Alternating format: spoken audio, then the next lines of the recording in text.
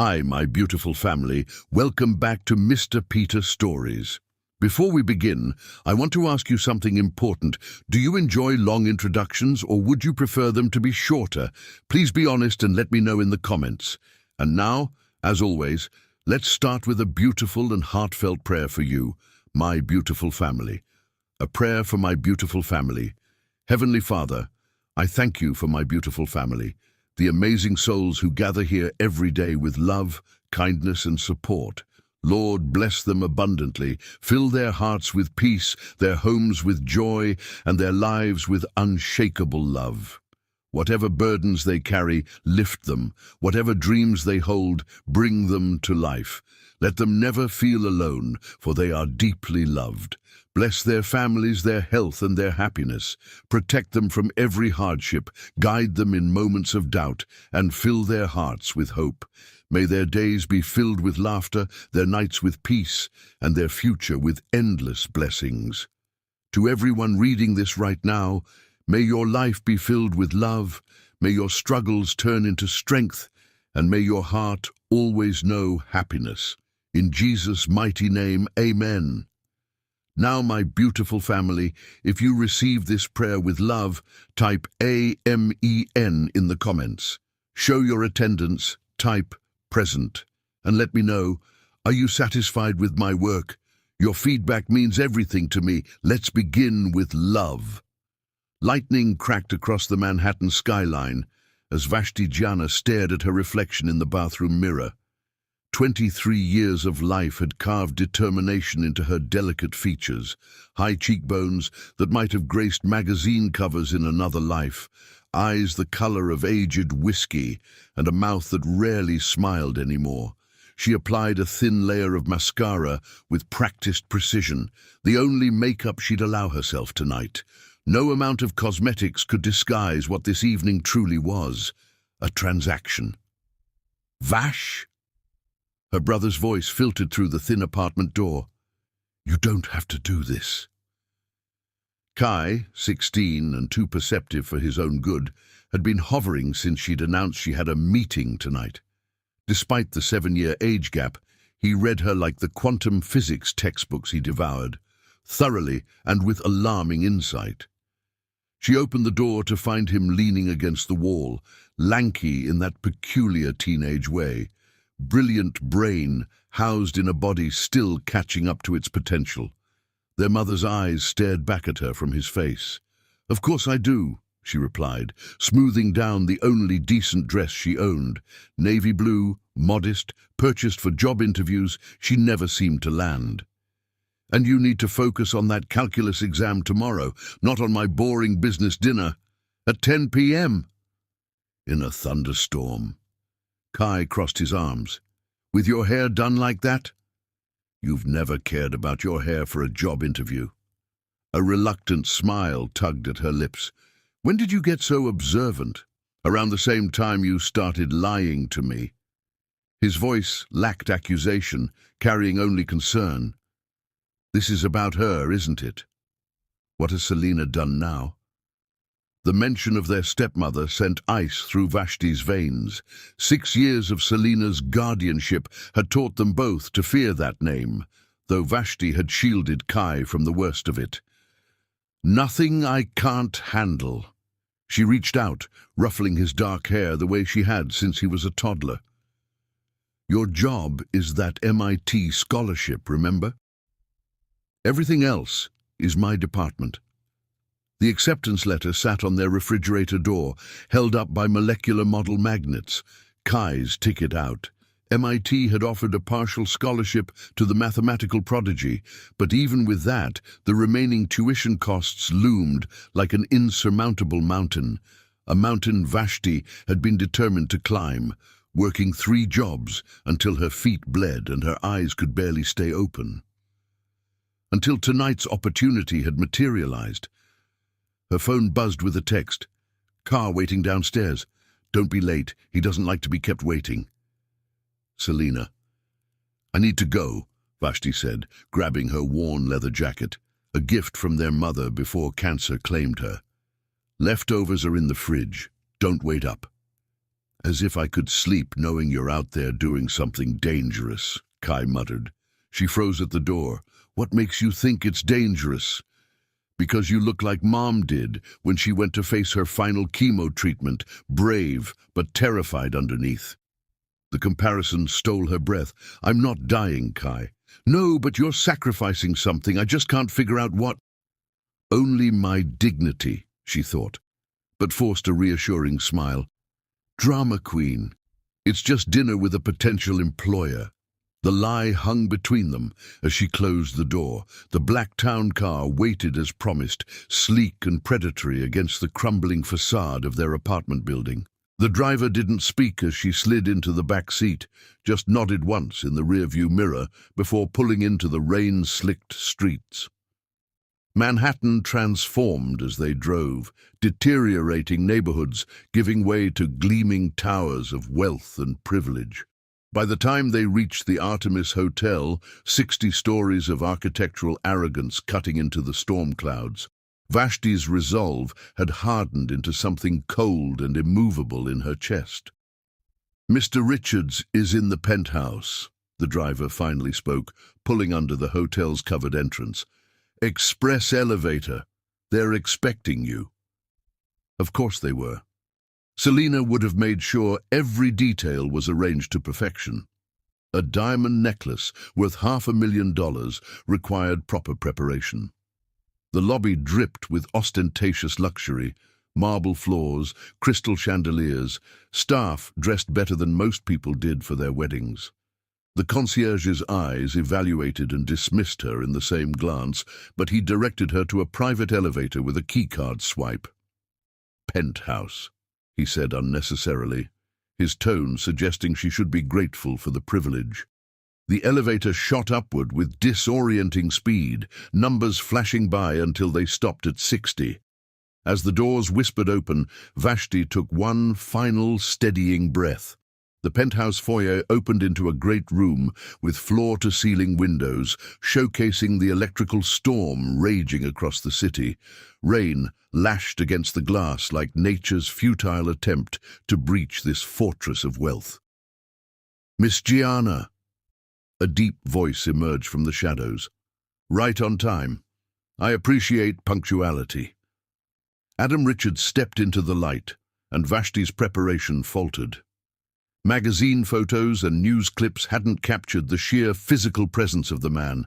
35 years old, 6'3" at least, with shoulders that strained against an impeccably tailored charcoal suit. His face belonged to old-world aristocracy, strong jaw, patrician nose, eyes the color of a winter sea. Handsome, yes, but it was the absolute confidence he wore that made him truly imposing. Mr. Richards. She was proud that her voice didn't waver. I believe my stepmother arranged this meeting. Meeting. His mouth curved with amusement. Is that what we're calling it? Heat crawled up her neck. I prefer honesty in my transactions. Transactions. He repeated the word, testing it. Interesting choice. Please, sit. He gestured toward a seating area where champagne waited in an ice bucket. Drink? No, thank you. His eyebrow arched. Most women would be gulping liquid courage right now. I'm not most women. So your stepmother claimed. He studied her with unsettling intensity, though she neglected to mention your attitude. Did you expect gratitude? The words escaped before she could stop them. To her surprise, Adam laughed, a genuine sound that transformed his severe features. God, no. I expected fear. Perhaps resignation, possibly manufactured desire. He poured himself champagne, the bubbles capturing the lightning flashes. Defiance is refreshing. Vashti remained standing, jacket still clutched in white-knuckled hands. Can we skip the pretense? My stepmother wants your necklace. You want me for one night. Those are the terms. Adam's amusement vanished. He set down his glass with deliberate care. Your stepmother told me you agreed willingly. As willingly as anyone agrees to anything when someone they love is at stake. Your brother, he stated, not a question. Surprise must have registered on her face because he added, "I make it my business to know who I'm dealing with, Miss Gianna. Kai, 16, mathematical prodigy accepted to MIT. Needs approximately $80,000 to cover what his scholarship doesn't. Your stepmother mentioned his medical needs, but my research suggests he's in perfect health. You investigated us. It wasn't a question. I investigate everyone I do business with. Is that what I am? Business?" His gaze traveled over her with methodical thoroughness. "You tell me." The room suddenly felt too warm, despite the rain battering the windows. Vashti forced herself to meet his eyes. "One night. The necklace goes to my stepmother tomorrow. I never see you again. That's the deal." Adam moved toward her with the fluid grace of a predator, stopping close enough that she could smell his cologne. Something expensive and subtle. "And what do you get out of this arrangement, Vashti?" "The satisfaction of appeasing your stepmother." "I get my brother's future secured." The truth slipped out, unplanned. Something flickered across Adam's expression, surprise, perhaps even respect. "Noble," he murmured. "But wouldn't it be simpler to ask for money directly? Why the elaborate charade with the necklace?" "Because Selena doesn't care about Kai's education. She wants the status of owning something from you, the great Adam Richards. The man who turns everything he touches into gold." His mouth quirked. "Not everything." He reached out, one finger tracing the line of her jaw with unexpected gentleness. Vashti forced herself not to flinch. "You're trembling," he observed. "I'm angry," she corrected. "There's a difference." "At me." "At the world that makes this kind of transaction necessary." She stepped back from his touch. "At Selena for suggesting it. At myself for agreeing. But mostly at men like you, who think people are commodities to be bought and sold." Instead of anger, her words elicited genuine curiosity. "You're a fascinating contradiction, Vashti Gianna. All righteous fury, yet here you are, ready to sell yourself." "Not myself," she clarified. "My time, my company, one night." "And if I want more than company?" The blunt question hung between them, charged as the lightning outside. Vashti swallowed hard. "Then I fulfill my end of the bargain." Adam's eyes darkened. He moved to the window, silhouetted against the storm. For a long moment, only the sound of rain filled the silence. "I'll be sleeping with you tonight," he finally said, his voice low and dangerous. "But don't be jealous if I have kids with other women." The casual cruelty of the statement hit Vashti like a physical blow. Not because she harbored any illusions about tonight, but because it revealed the true character of the man before her, a man who saw women as temporary amusements, not human beings with dignity and worth. "I assure you," she replied with ice in her voice, "your reproductive choices are of absolutely no concern to me, Mr. Richards." He turned, surprise evident on his face. Most women probably simpered at his feet, grateful for any attention he deigned to give them. Most women hadn't spent their lives fighting for survival. "You really aren't what I expected," he said quietly. "What did you expect? Someone biddable?" His gaze traveled over her again, this time with something like respect. "Tell me, what would you do if I simply gave you the money your brother needs? No strings attached, no night together." Vashti's heart stuttered. "Why would you do that?" "Perhaps I'm feeling generous." "Men like you don't get rich through generosity." A smile played at his lips. "True enough, let's call it curiosity. What would you do with sudden financial freedom, Vashti Gianna?" The question felt like a test. "I'd ensure Kai gets to MIT. Then I'd finish my own education." "Law school," he supplied. "Your stepmother mentioned you'd had to abandon those dreams." Vashti nodded, suspicion growing. "Why does this matter to you?" "I'm trying to decide if you're worth more to me than one night." The implication sent cold dread through her veins. I'm not interested in being your mistress, if that's what you're suggesting. Adam laughed again, the sound ricocheting off the glass and steel surrounding them. You misunderstand me. I meant professionally. Before she could respond, he crossed to a desk, withdrew a checkbook, and wrote with confident strokes. He extended the check toward her. $100,000, he said casually. Enough for your brother's education, and the start of your own. Consider it an investment. Vashti stared at the check, not reaching for it. In exchange for what? A conversation. Just talking? For tonight? Yes. His eyes held hers. Beyond that, we'll see. Suspicion battled with desperate hope in her chest. Why would you do this? Because in the 10 minutes we've been speaking, you've shown more integrity and intelligence than most people I deal with in a year. He continued, holding out the check. And because I find myself curious about someone who would sacrifice themselves for their brother, yet maintain such ferocious dignity in the process. Vashti's hand trembled as she finally reached for the check.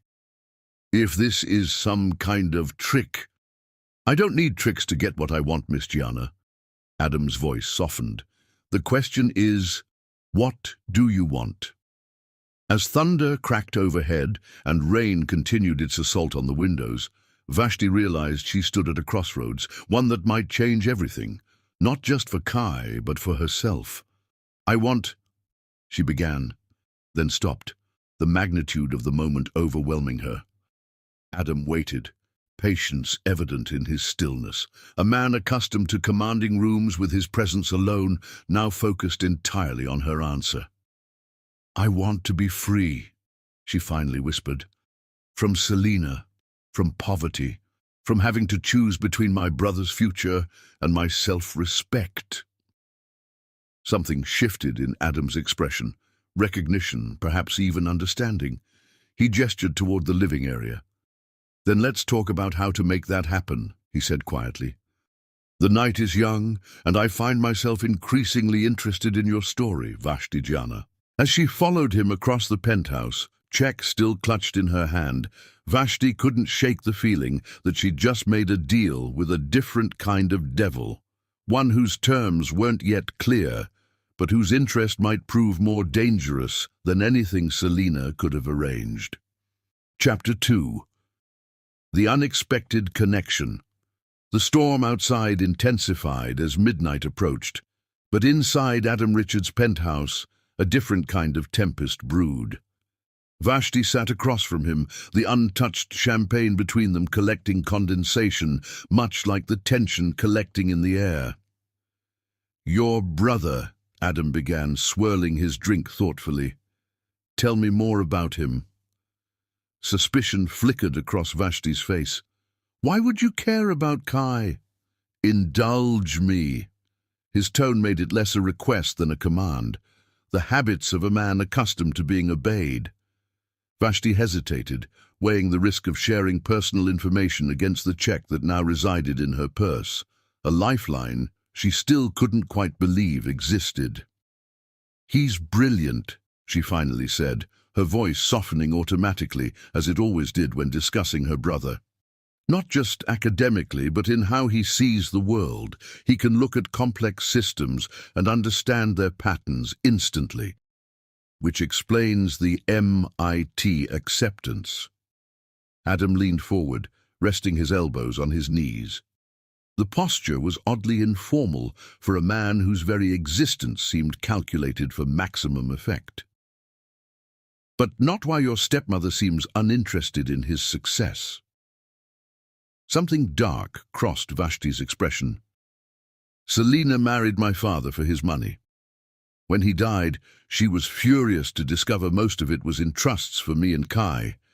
My trust activated when I turned 21, but she drained it through legal manipulations before I could access a cent.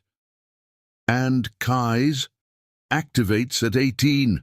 She's been trying to prevent him from reaching that birthday with his future intact. Vashti's hands clenched. If he fails out of MIT, the educational portion of his trust reverts to her as his guardian. Adam's eyes narrowed, That's remarkably calculating. Selina excels at calculation, especially when it involves other people's suffering. Lightning illuminated the room, catching the sharp angles of Adam's face as he processed this information. And your mother? The question caught Vashti off guard. She died when I was 10. Cancer. I'm sorry. The words sounded genuine, lacking the perfunctory sympathy most people offered. Why are you asking me these questions? Vashti challenged, uncomfortable with his scrutiny. How does any of this benefit you? Adam stood, moving to a sidebar where he traded champagne for something amber in a crystal tumbler. I prefer knowing who I'm dealing with. We're not dealing anymore. You wrote me a check. Consider it a down payment. Fear flickered across Vashti's face. On what exactly? Instead of answering, Adam returned to his seat, closer this time. Your stepmother described you as desperate and malleable. You're neither. Selina sees what she wants to see. A common human failing, he agreed, studying her over the rim of his glass, though an unforgivable one in business. Is that what this is to you, business? His smile didn't reach his eyes. Everything is business until it isn't. The cryptic answer hung between them as another crash of thunder rattled the windows. Vashti stood abruptly, moving to the glass wall that separated them from the storm. Her reflection stared back, small against the vastness of the Manhattan skyline, yet somehow unbowed. I should go, she said quietly. You've been unexpectedly kind, Mr. Richards. Adam, he corrected. But we both know this isn't normal. She turned to face him. Men like you don't give money to women like me without expecting something in return. Men like me? There was amusement in his voice. You've decided you know me quite well after less than an hour. I know your type. Vashti's chin lifted. Powerful, used to buying whatever and whoever you want. And women like you? He rose in one fluid motion, approaching her with the measured pace of a predator. What type is that? Survivors. The word emerged with quiet dignity. Adam stopped just short of her personal space, close enough that she had to tilt her head to maintain eye contact. That's why I wrote the check, Vashti. You're a survivor in a world designed to break you. I find that fascinating. I'm not a science experiment. No. His gaze dropped to her mouth for the briefest moment. You're something far more dangerous. Vashti's heart accelerated. And what's that? A reminder. Of what? That not everything can be bought. He reached out, tucking a strand of hair behind her ear with unexpected gentleness. Though God knows I've spent my life trying, the touch sent an electric charge through Vashti that had nothing to do with the storm and everything to do with the complicated man before her. She stepped back, confused by her own reaction. If not the usual arrangement, she asked, trying to regain her equilibrium, then what do you want from me? Company.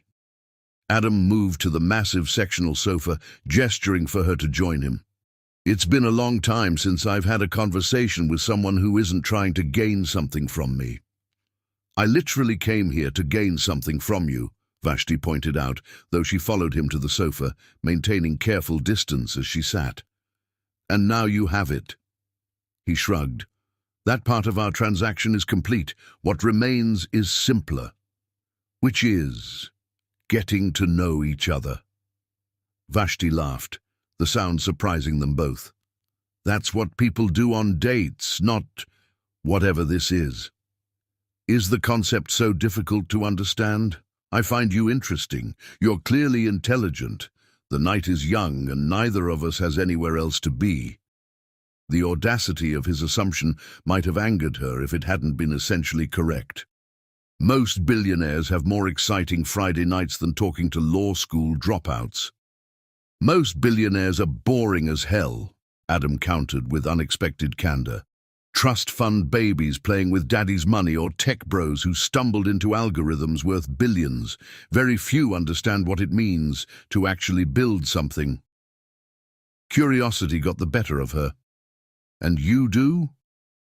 Something shifted in his expression. Pride, perhaps, or the memory of it. I took my father's failing manufacturing company and transformed it into a global technology conglomerate before I turned 30. Richard's Enterprises employs 60,000 people across 14 countries. Very impressive, Vashti said, unable to keep the dryness from her tone. I'm sure those 60,000 people are grateful their jobs weren't outsourced.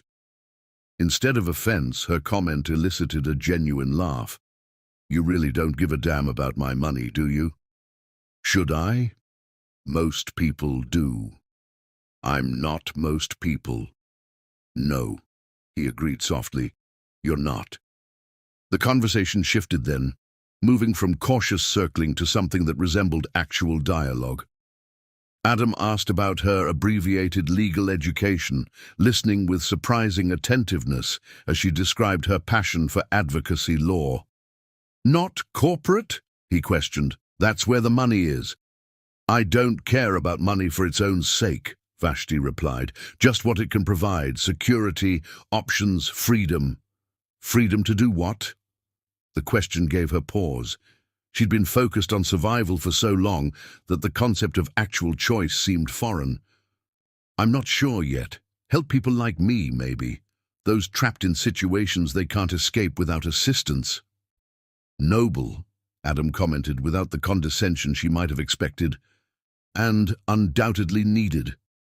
The hours melted away as they talked about her interrupted education, his ruthless rise to the top of the business world, books they'd read, places they'd seen. Vashti found herself reluctantly impressed by his intelligence and knowledge, though she remained wary of his motives. When the conversation turned back to Kai, she spoke of her brother's dreams, his brilliance with numbers, his quiet determination to transcend the limitations of their circumstances. He sounds remarkable, Adam said, genuine admiration in his voice. MIT is lucky to have him.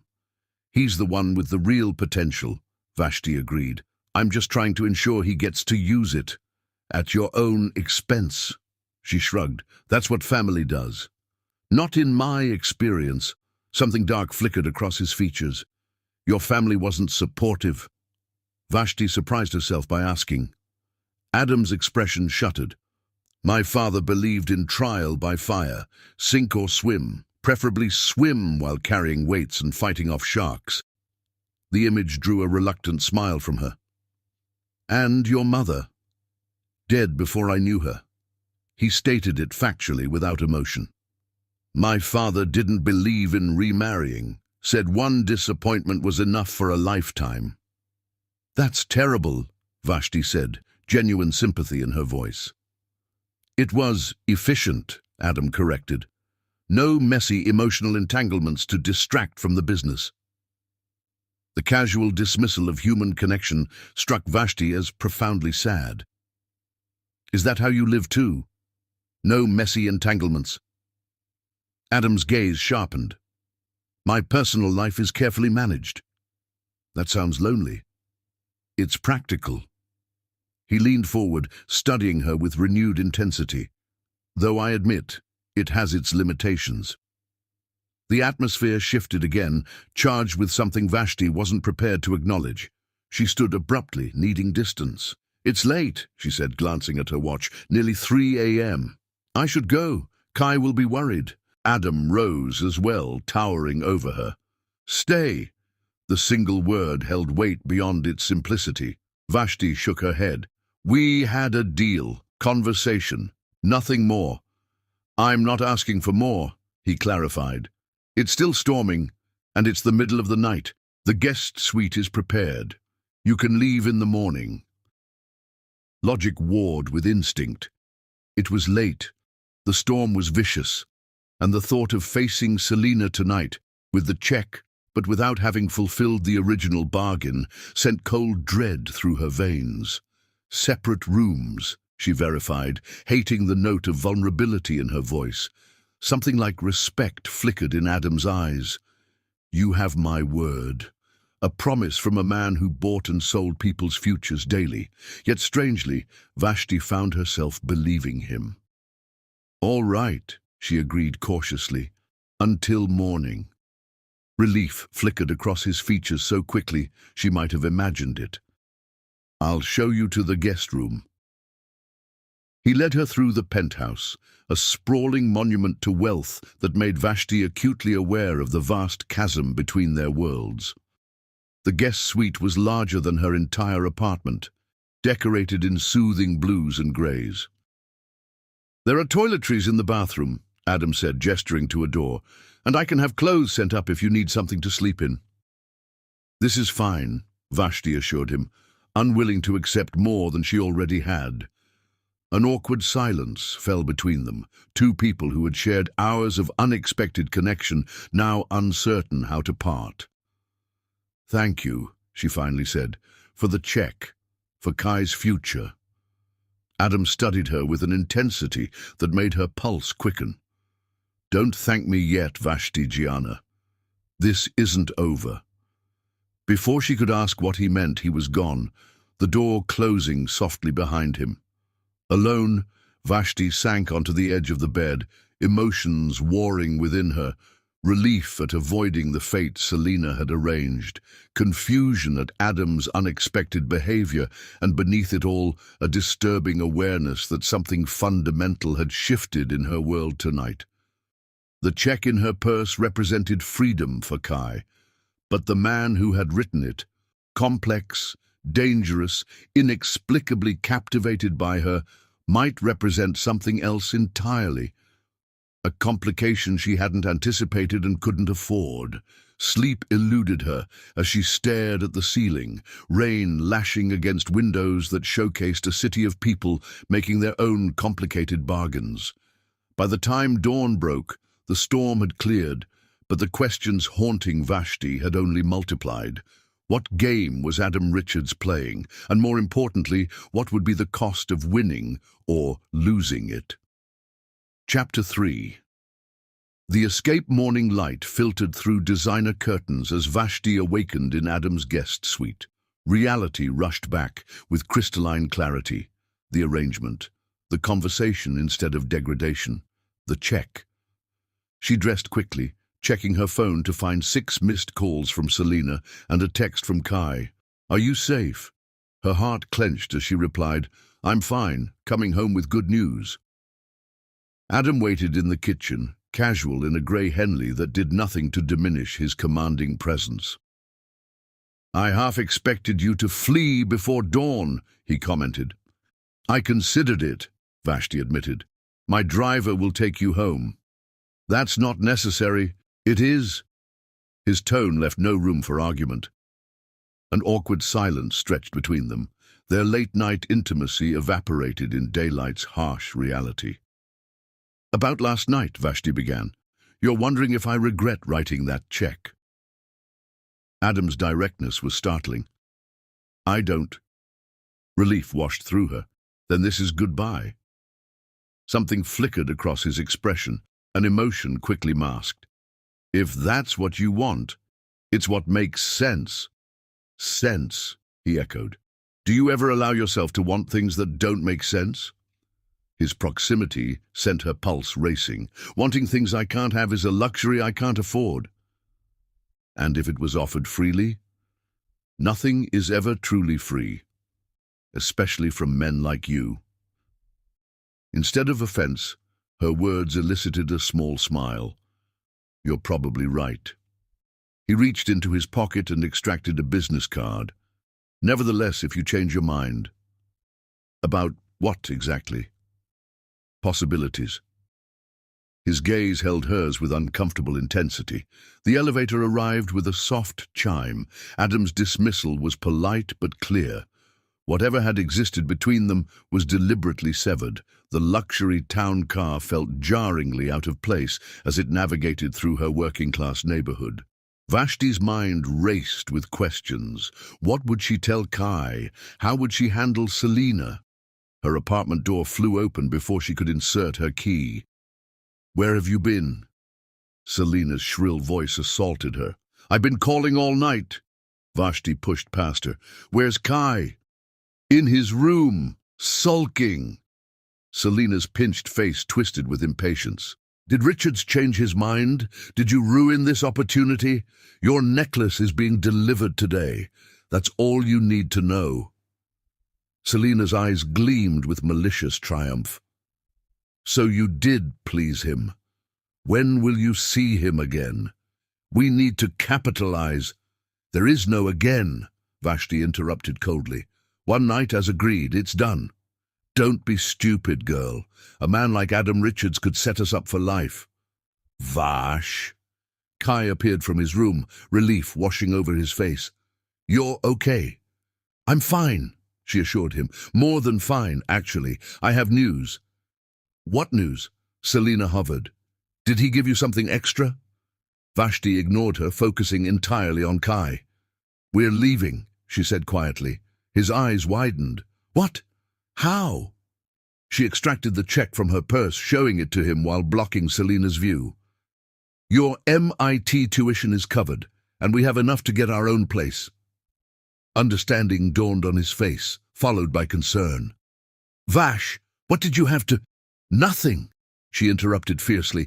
"I didn't have to do anything except be myself." "What are you two whispering about?" Selina demanded. "We're leaving. Today." Vashti turned to face her stepmother, 6 years of rage crystallizing into icy determination. "This arrangement was between you and me. The necklace is coming. That ends our association." Selina's face contorted with fury. "You ungrateful little—" "Choose your next words carefully," Vashti warned, "because they'll be the last you ever speak to me or my brother." "You can't just leave," Selina sputtered. "I'm still Kai's legal guardian. The trusts—" "I have recordings of every conversation where you offered to sell me," Vashti countered. "Try to stop us, and I'll burn everything down, starting with your precious reputation." For the first time in their long, bitter association, genuine fear flickered in Selina's eyes. "Fine, go." Selina's gaze darted between them. "But don't come crawling back when your money runs out." 3 weeks later, their new life had taken shape. Vashti found them a small one-bedroom apartment in a safer neighborhood, Kai taking the bedroom while she claimed the pull-out sofa. She re-enrolled in law school and secured a part-time position at a legal advocacy center. Kai thrived in his newfound freedom, his MIT acceptance secure, his future brightening daily. Returning from grocery shopping one day, Vashti found Kai staring at his laptop with unusual intensity. "Everything okay?" she asked. "I received an email about an internship opportunity." He looked up. "At Richards Enterprises." The groceries forgotten, Vashti moved to peer over his shoulder. "What kind of internship?" "Advanced research and development, quantum computing." Excitement colored his voice despite his obvious concern. "My calculus professor nominated me." "Do you think this is because of your night with Richards?" Vashti studied the email carefully. It appeared legitimate, without direct connection to Adam himself. "I don't know," she admitted. "It could be coincidence." "You don't believe that?" Kai closed the laptop. "I won't take it if you think it's inappropriate." His willingness to sacrifice such an opportunity touched her. "What do you want to do?" "I want the internship. It's exactly what I need, but not if it compromises you." "Apply," she decided after careful consideration. "If it's legitimate, it could be invaluable. If it's Adam meddling, we'll deal with that if necessary." 2 weeks later, Vashti returned home to find Kai absent. Her phone buzzed with a text from an unknown number. "Outside your building. We need to talk." Dread flooded her veins as she looked out the window to see a sleek black town car idling at the curb. Her phone buzzed again. "It's about your brother." She raced downstairs, panic overwhelming caution. The car's back window lowered, revealing Adam Richards' impassive face. "Get in." "Where's my brother?" she demanded. "Safe, at Richards Enterprises headquarters. He's being offered an internship in our R&D division." Relief quickly transformed into suspicion. "You arranged this without consulting me." The invitation came through proper academic channels. He had no idea of our connection. Adam's gaze held hers. His qualifications earned him the spot. "Why?" she challenged. "What do you want?" "A conversation." He pushed open the car door. "Please." Against her better judgment, Vashti slid into the back seat. "You could have called. Would you have answered?" She hadn't even programmed his number into her phone, though she'd memorized it unconsciously. "You're interfering in our lives. I prefer to think of it as investing in potential." Adam studied her with disconcerting intensity. "Your brother's abilities are extraordinary." "What do you want from me, Adam?" The use of his first name made something flash in his eyes. "Dinner. One evening. No strings, no expectations." Vashti laughed incredulously.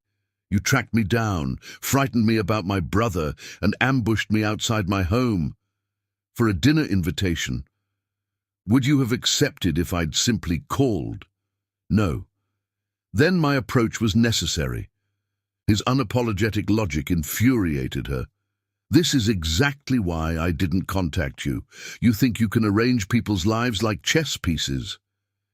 And you think you can outrun connection by hiding behind practical concerns." His insight struck uncomfortably close to truth. "I'm willing to admit I can't stop thinking about you." The confession disrupted her prepared defenses. "Why me? You could have any woman you want. Perhaps that's the problem." His gaze held hers. "I find myself thinking about a woman who wants nothing from me except to be left alone. It's novel." Despite herself, Vashti felt a treacherous flutter of attraction. "I'm not interested in being your novelty. I'm rebuilding my life, and it doesn't have room for whatever this is." Instead of anger, her rejection elicited something like respect. Fair enough. He pulled out a business card, different from the one he'd given her before, and scribbled something on the back. "My private number, if you change your mind about dinner or anything else." She accepted it warily. "I won't." His smile held secrets she couldn't decipher. "We'll see." As she exited the car, Adam called after her. "Your brother's internship stands, regardless of your answer. He earned it." The car pulled away, leaving Vashti on the sidewalk with more questions than answers, and the disturbing realization that, despite everything, a part of her had been tempted to say yes. Chapter 4. The pursuit life settled into a new rhythm for Vashti. Mornings at law school, afternoons at the advocacy center, evenings helping Kai prepare for MIT. Freedom tasted sweeter than she'd imagined, even with the constant juggling of responsibilities. 2 months passed without sight of Adam Richards, though his shadow lingered. Kai thrived in his internship, coming home with excited stories about quantum computing and artificial intelligence that Vashti pretended to understand. She never asked if he'd met the CEO. He never mentioned it. Then the flowers arrived. "Delivery for Vashti Gianna," announced the courier, struggling with an arrangement so massive it barely fit through their door. No card, no explanation needed. Only one person would send such an ostentatious display. She donated them to the nursing home down the street. The next day, a package arrived containing a first-edition copy of To Kill a Mockingbird. The book she'd mentioned was her inspiration for pursuing law during their night of conversation. This gift she couldn't bring herself to give away, though she refused to acknowledge its sender. A week later, Professor Harlow announced a new scholarship fund for students pursuing advocacy law. The benefactor wished to remain anonymous, but Vashti knew, especially when she was named the first recipient.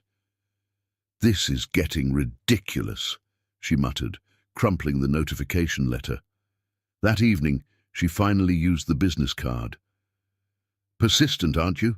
she said when he answered on the first ring. "I prefer determined." Adam's voice, smooth as aged whiskey, sent an unwelcome shiver down her spine. "You called progress. To tell you to stop. The flowers, the book, the scholarship. I don't want your gifts. Would you prefer something else? Name it. I want you to leave me alone." Silence stretched between them. "Then, have dinner with me, one evening.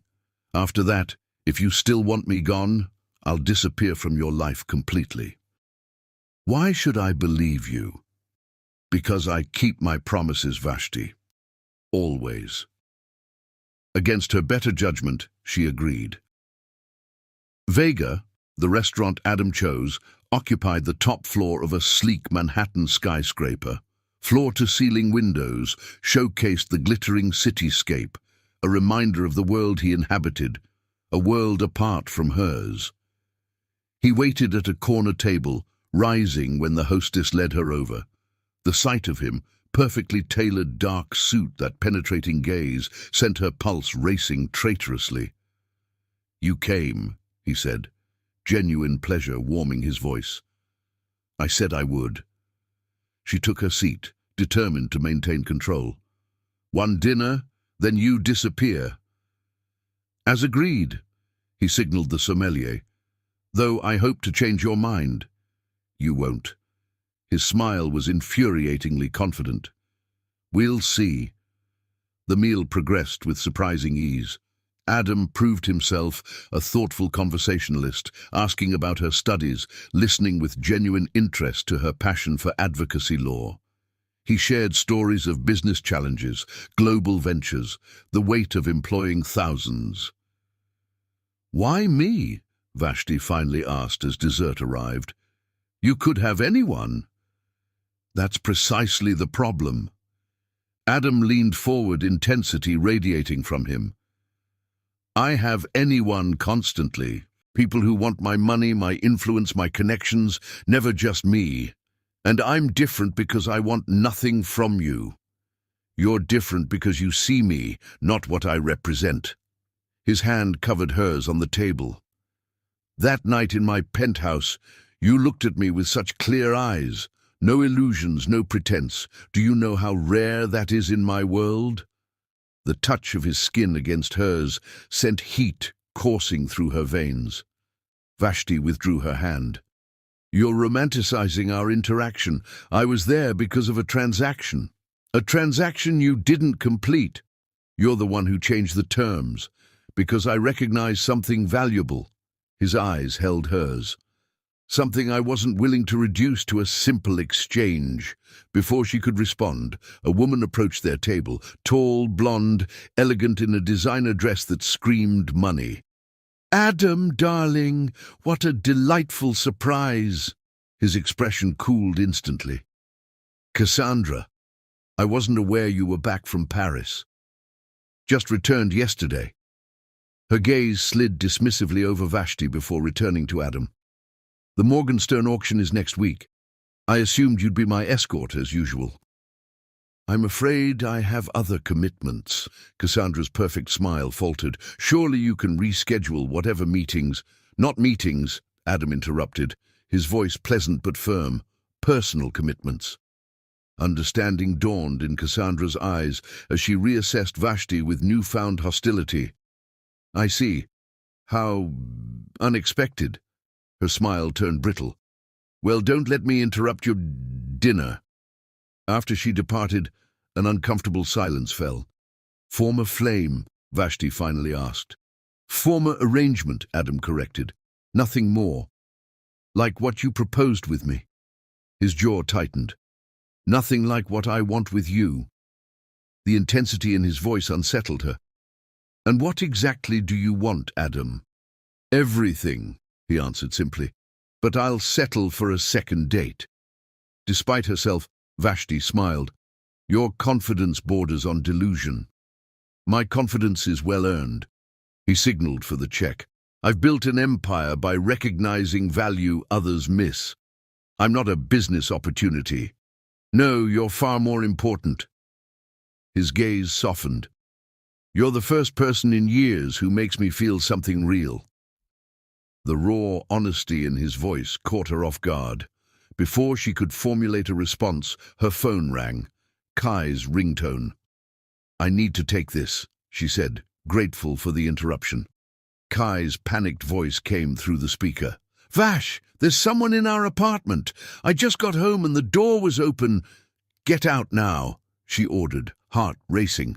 "Call the police. I'm on my way." She looked up to find Adam already signaling his driver, his expression transformed into cold fury. "What happened?" "Someone broke into our apartment. Kai just got home. My car's waiting." He took her elbow, guiding her toward the exit with efficient urgency. "We'll be there in 10 minutes." Too worried about Kai to argue, Vashti allowed herself to be led to the waiting town car. Adam gave the driver their address, then made another call. "Richard's security team to 1143 Westmore Avenue. Apartment 3B. Possible break-in, occupant may be in danger. Coordinate with NYPD." He glanced at Vashti. "My head of security will meet us there." Why would someone break in? She wondered aloud. "We don't have anything valuable." Adam's expression darkened. "Perhaps it's not about what you have, but who you are." "What does that mean?" "You've been seen with me. That makes you a target." The implication hit Vashti like a physical blow. "You think this is because of you? Because of tonight?" "It's a possibility I can't discount." The car pulled up to her building just as police arrived. Kai stood on the sidewalk, visibly shaken but unharmed. Vashti rushed to embrace him. "I'm okay," he assured her, "just scared. Everything's trashed inside." Adam approached, his presence commanding immediate attention from the officers. "What exactly happened?" Kai blinked in recognition. "Mr. Richards, what are you doing here?" "He was with me when you called," Vashti explained quickly. "What did you see, Kai?" "Nothing. I came home and the door was open. When I looked inside, everything was torn apart. I didn't go in, just called you right away." The police secured the apartment while Adam's security team arrived, 2 serious men in suits who immediately began coordinating with the officers. One broke away to approach Adam. "The security footage shows 2 men entering approximately 40 minutes ago. They left 10 minutes before the young man arrived." "Professional job?" Adam asked. "Appears so. They knew where the cameras were." Vashti felt ice in her veins. "This wasn't a random burglary." "No," Adam agreed grimly. "This was targeted." Later, with police reports filed and the apartment deemed safe but uninhabitable for the night, Adam insisted they stay at his penthouse. "Absolutely not," Vashti protested. "We'll get a hotel." "My security team can protect you there," Adam countered. "Until we know who did this and why, you and Kai need to be somewhere safe." "He's right, Vash," Kai said quietly. "This is serious." Outmaneuvered, she reluctantly agreed to one night. In the car, Kai fell asleep against her shoulder, exhaustion claiming him after the adrenaline crash. Vashti looked across at Adam, his face illuminated by passing streetlights. "If this is because of you," she said quietly, "because of whatever game you're playing with me." "This is no game," he interrupted, steel in his voice. "And if someone targeted you to get to me, they'll regret it deeply." The cold certainty in his tone should have frightened her. Instead, she found it oddly reassuring. "One night," she clarified, "then we find our own solution." Adam nodded, though something in his expression suggested he had other plans. One night, for now. As they ascended to his penthouse, Vashti couldn't shake the feeling that forces beyond her control were converging around her, that the night she'd spent with Adam months ago had set in motion events she couldn't escape. The question was, did she even want to? Chapter 5. The Confrontation. One night at Adam's penthouse had stretched to 3, the investigation into the break-in proving more complex than anticipated. Vashti paced the luxurious living room, uncomfortable with how quickly she and Kai had been absorbed into Adam's world of privilege and protection. "The security footage shows something interesting," Adam said, reviewing the materials his team had compiled. "The intruders knew exactly what they were looking for." "Which was what?" Vashti asked, stopping her restless movement. "Documents. They searched your desk thoroughly, ignored valuables." He turned to face her. "What were you working on, Vashti?" She hesitated, weighing trust against caution. "I've been building a case against Selena. Financial records, trust fund manipulation, witness statements from household staff." Kai entered from the terrace where he'd been reading. "You think Selena ordered the break-in?" "It fits her pattern," Vashti admitted. "She threatened connections when we left." Adam's expression darkened. "Then we need to neutralize this threat permanently." "We?" Vashti arched an eyebrow, not missing his presumptuous phrasing. "You have evidence, but no legal standing yet. I have resources and influence." His tone was matter-of-fact. "Together, we can end this." The offer tempted her, not just the resources, but the partnership, working with Adam rather than against him. "This is my battle," she insisted, though with less conviction than before. Adam studied her with frustrating perception. Pride is a luxury when safety is at stake. Before she could respond, his phone rang. The conversation was brief, his expression growing stonier by the second. "Your stepmother just arrived at Richard's Enterprises," he said after hanging up. "She's demanding to meet with me, threatening to go public with our arrangement unless I pay for her silence." Fury surged through Vashti. "She wouldn't dare. She already has." Adam was already reaching for his jacket. "This ends today." "I'm coming with you," Vashti declared, brooking no argument. "So am I," Kai added. Adam shook his head. "Too dangerous. Selena could have associates watching." "I'm not hiding while you fight my battles," Vashti countered. Their eyes locked in silent challenge until Adam relented. "You, yes. Kai stays with security." Kai started to protest, but Vashti silenced him with a look. "He's right. We need you safe." "Fine," Kai conceded reluctantly, "but I want real-time updates."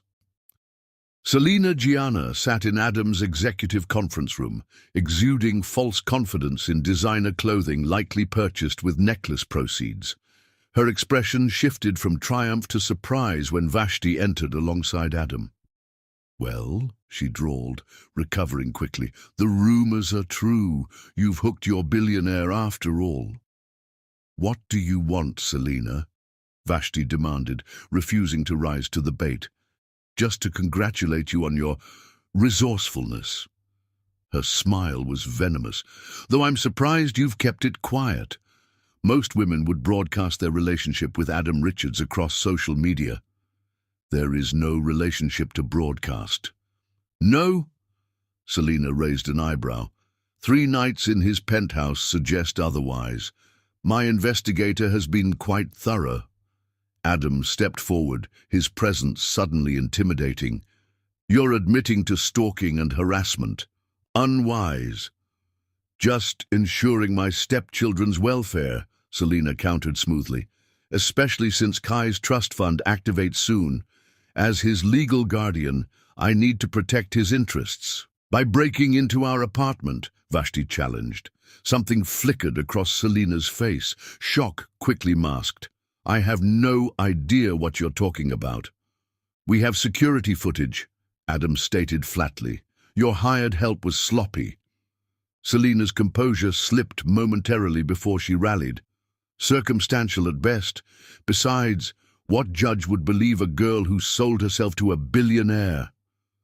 Rage burned white-hot in Vashti's chest, but she controlled it with effort, learned through years of enduring Selena's cruelty.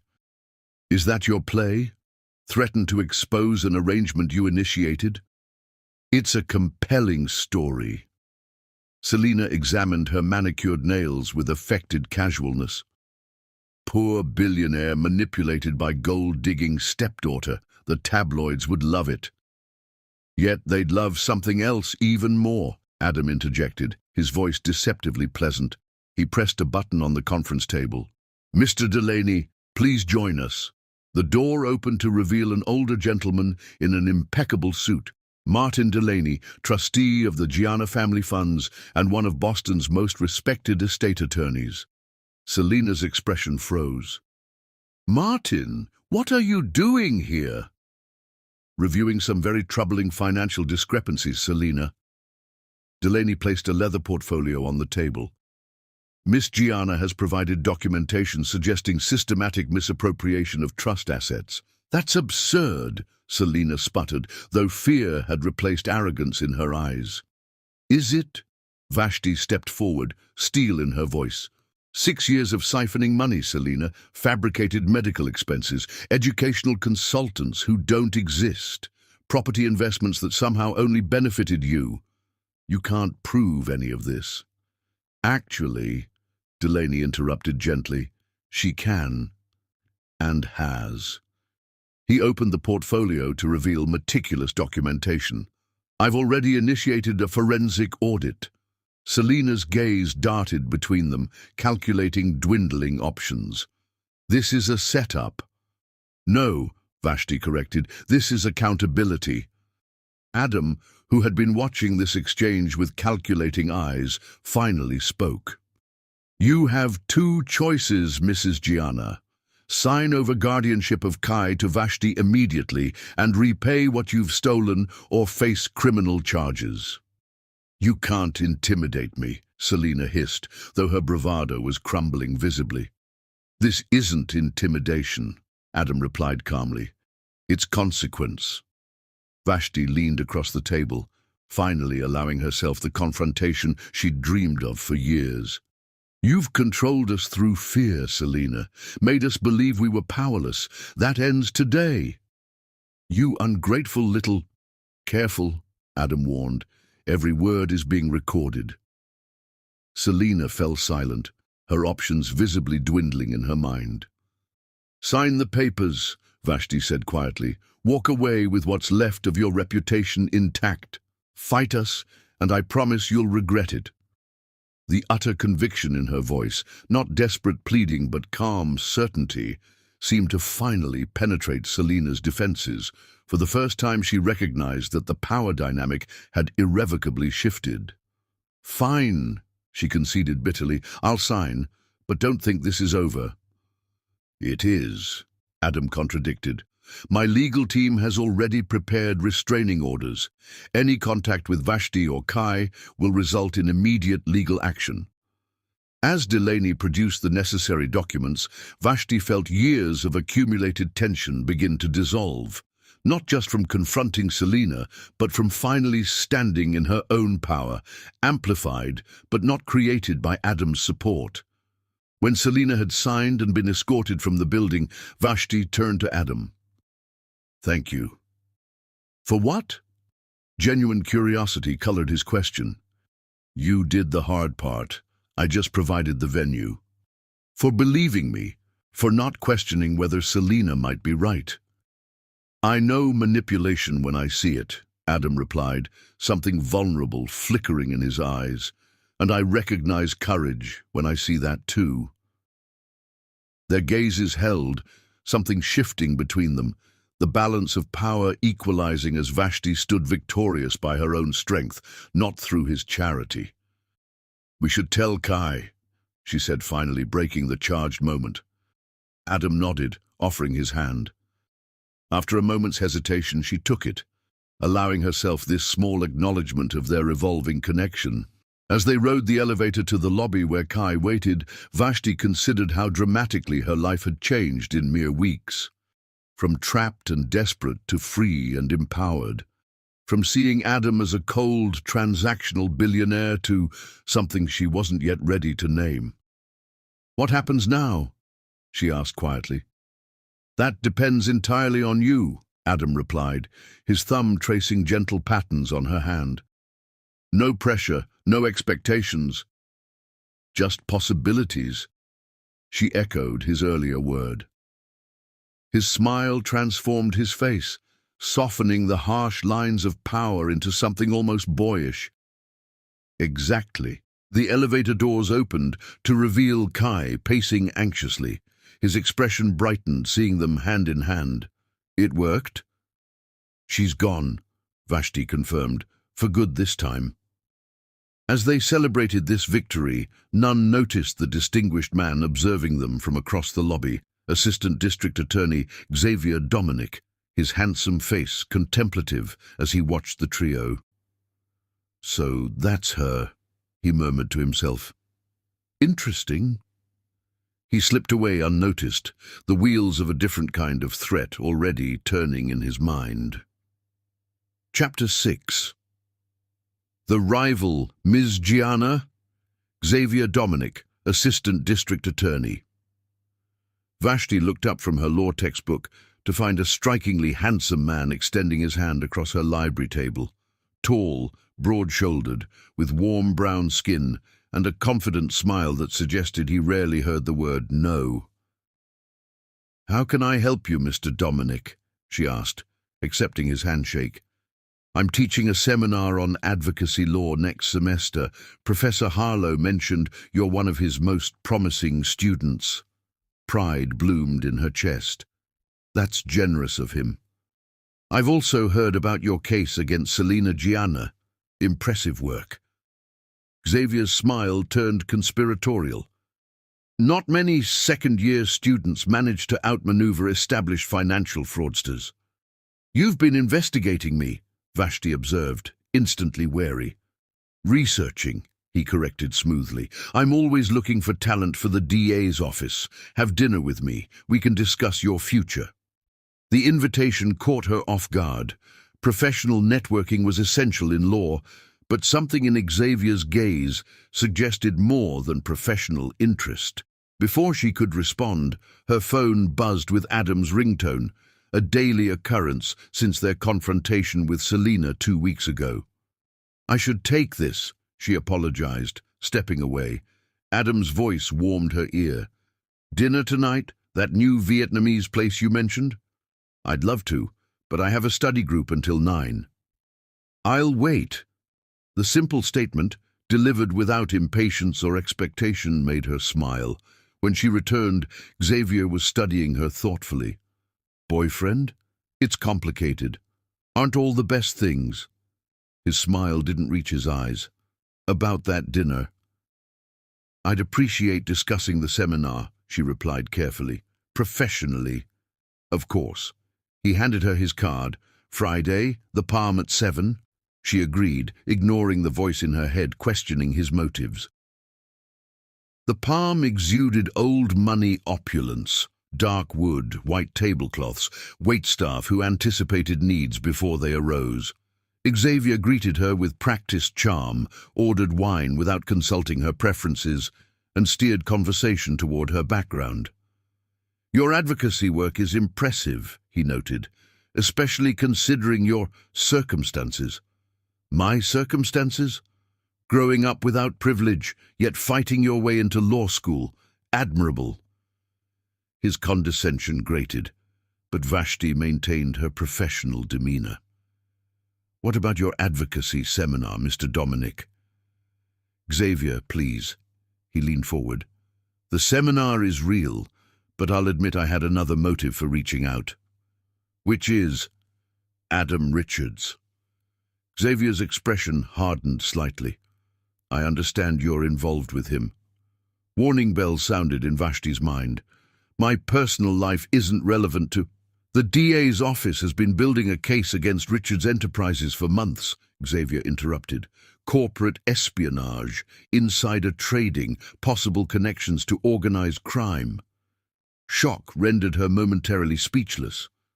"That doesn't sound like Adam." "Men like Richards operate above the law, or think they do." Xavier's voice lowered conspiratorially.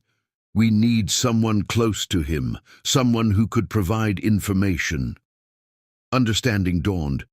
"You want me to spy on him?" I want you to help bring a criminal to justice." Xavier reached for her hand, which she deftly withdrew. "Think about your future, Vashti. A recommendation from the DA's office could launch your career, or an association with a man under federal investigation could destroy it before it begins." Anger flared in her chest. "Is that a threat? A reality check?" Xavier sat back, studying her. "I assumed, given your advocacy work, you'd care about justice, even when it's inconvenient." "I care about evidence, not insinuations." Vashti gathered her purse. This dinner was a mistake. Xavier remained unruffled. "Think about my offer. Your boyfriend isn't who you think he is. Neither are you." She stood. "Good night, Mr. Dominic." Outside, she texted Adam. "Can we meet?" His response was immediate. "Name the place." The rooftop garden of Adam's building offered privacy and breathtaking city views. He waited by the railing, tension visible in his shoulders, until he spotted her. "What's wrong?" he asked immediately. Vashti didn't mince words. "Is your company under investigation?" Surprise flashed across his face, followed by understanding. "Who approached you?" "FBI, SEC. Assistant D.A. Xavier Dominic." Recognition darkened Adam's expression. "Dominic is ambitious and unscrupulous. What exactly did he say?" She relayed the conversation, watching Adam's reaction carefully. His calm demeanor when hearing the allegations troubled her more than anger would have. "You're not denying it," she noted, "because parts are true." Adam met her gaze directly. "We are under investigation. A politically motivated witch hunt orchestrated by rivals who want Richard's enterprises dismantled. Xavier Dominic is their attack dog. And the allegations. Corporate espionage is business intelligence, which every major company gathers. Insider trading charges were dismissed last year for lack of evidence. Organized crime connections are pure fiction." His explanation sounded plausible, yet doubt lingered. "Why would Dominic approach me specifically?" "Because you're my vulnerability." Adam stepped closer, his expression softening. "He's right about one thing. My interest in you is obvious to anyone watching." The admission sent warmth through her chest, despite her lingering concerns. "What aren't you telling me?" Adam sighed, running a hand through his hair, a rare display of frustration. "Dominic has personal reasons for targeting me. We were at Princeton together. He's never forgotten that I graduated first in our class, or that Cassandra chose me over him." "Cassandra from the restaurant? His ex-fiancée?" Adam's mouth twisted. "Ancient history, but Xavier holds grudges. When he discovered my interest in you, he saw an opportunity for both professional advancement and personal revenge." The pieces aligned, yet Vashti remained cautious. "How do I know you're telling the truth?" "You don't." Adam's honesty was disarming. "You'll have to decide whom to trust." She studied him. This complex man who'd entered her life through a degrading arrangement, yet had shown her nothing but respect since. "I need time to process this." "Take all the time you need." He reached for her hand, his touch gentle. "But be careful around Dominic. He's more dangerous than he appears." As if summoned by his name, Vashti's phone lit up with a text from Xavier. "Reconsider my offer. I can protect you when this all comes crashing down." Adam glimpsed the message, his expression hardening. "He's persistent." "So are you," she pointed out. "The difference is my intentions." Adam's voice lowered. "I want you in my life because of who you are, Vashti, not as a means to an end." The sincerity in his eyes made her breath catch. Despite her doubts, despite the complications, she found herself moving toward him, drawn by something beyond reason. Their first kiss was gentle, a question more than a demand. When she responded, his arms encircled her, pulling her closer as the kiss deepened into something that made her forget her doubts, Xavier's threats, everything but the man holding her.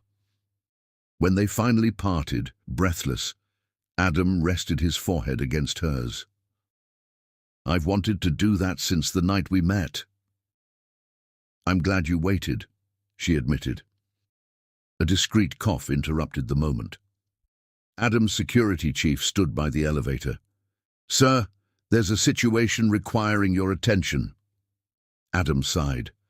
"I need to handle this. Stay. We can continue our conversation afterward." Vashti nodded, watching him leave with reluctant admiration. Whatever secrets Adam Richards might be hiding, whatever complications Xavier Dominic's allegations presented, she couldn't deny the truth her heart had already accepted. She was falling for the billionaire who had once tried to buy her for a night, a man who might now be offering everything, or who might be the biggest mistake of her life. As the elevator doors closed behind Adam, her phone buzzed with another message from Xavier.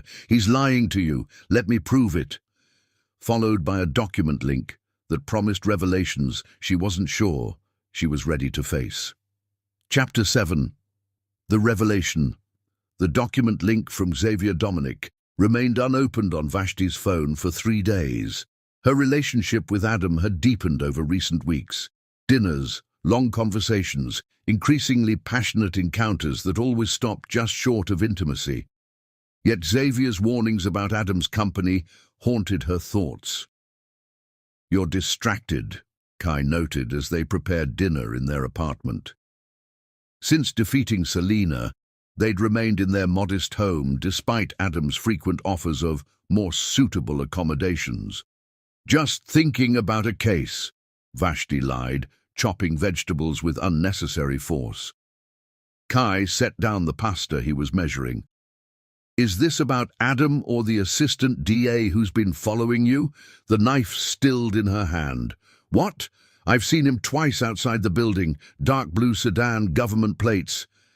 Kai's expression was troubled. "I thought you should know. Why didn't you tell me sooner?" "Because you seemed happy for once," he shrugged, "and because I did some digging." "Kai," Vashti warned, "tell me you didn't hack a government official." "Nothing illegal," he assured her too quickly. "Just public records analysis. Xavier Dominic and Adam have history. They were at Princeton together. Dominic graduated second in their class." "That doesn't explain why he's watching me." "No, but this might." Kai retrieved his laptop, opening a browser window. Financial records showing Richards Enterprises and Selena's company engaged in joint ventures 5 years ago. The room seemed to tilt beneath Vashti's feet. "That's impossible." "It's public record. Buried deep, but there." Kai's expression was sympathetic but firm. "Adam knew who Selena was before you met him." Her stomach lurched. "Did he know about me? About the arrangement with Selena?" "These records don't show that." Kai hesitated. "But either he's been hiding his connection to her, or he's dangerously oblivious to his own company's activities." Vashti grabbed her jacket. "I need answers." "Be careful," Kai warned. "People with secrets don't like having them exposed." Adam's executive office occupied the top floor of Richards' tower, all glass and steel overlooking the city he seemed to command. His greeting smile faded when he saw her expression. "What's wrong?" Vashti placed her phone on his desk, document displayed. "Explain this." He scanned it, face darkening progressively. "Where did you get this?" "Xavier Dominic." "Is it true? Did you know Selena before that night?" Adam moved to the window, shoulders tense. "Not personally, no. But your company worked with hers." 5 years ago, briefly. He turned to face her. "Richards Enterprises acquires dozens of partners annually. I'm not involved in every transaction." This was no ordinary transaction. Her voice sharpened. "Millions through offshore accounts connected to my stepmother." His jaw tightened. "What exactly are you accusing me of?" "I don't know."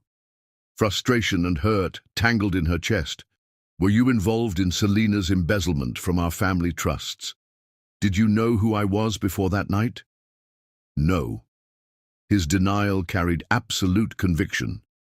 I had no knowledge of Selena's personal life or her connection to you until she proposed our arrangement. Then why hide the business connection? Because I didn't know about it. Adam's controlled facade cracked, showing genuine anger. My CFO handled those partnerships. If there were irregularities, he concealed them. Convenient, Vashti said, unable to keep bitterness from her tone. What do you want, Vashti? Financial records? Witness statements? His intensity matched hers. Tell me what would convince you I'm not the villain in this story. The raw emotion in his voice caught her off guard. She'd expected defensive deflection, not this wounded intensity. The truth, she said quietly. All of it. Adam sighed. Reaching into his desk drawer, he withdrew a thumb drive. I've been investigating financial irregularities within my company for months, ever since I recognized Selena's name after our night together. Vashti accepted it warily. And what does this show?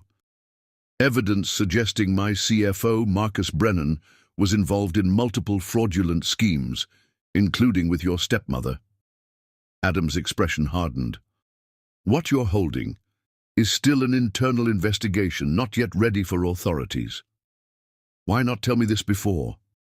Because it's still unfolding. Because I feared how it would look. His honesty was disarming. Because I didn't want to lose you over crimes I didn't commit.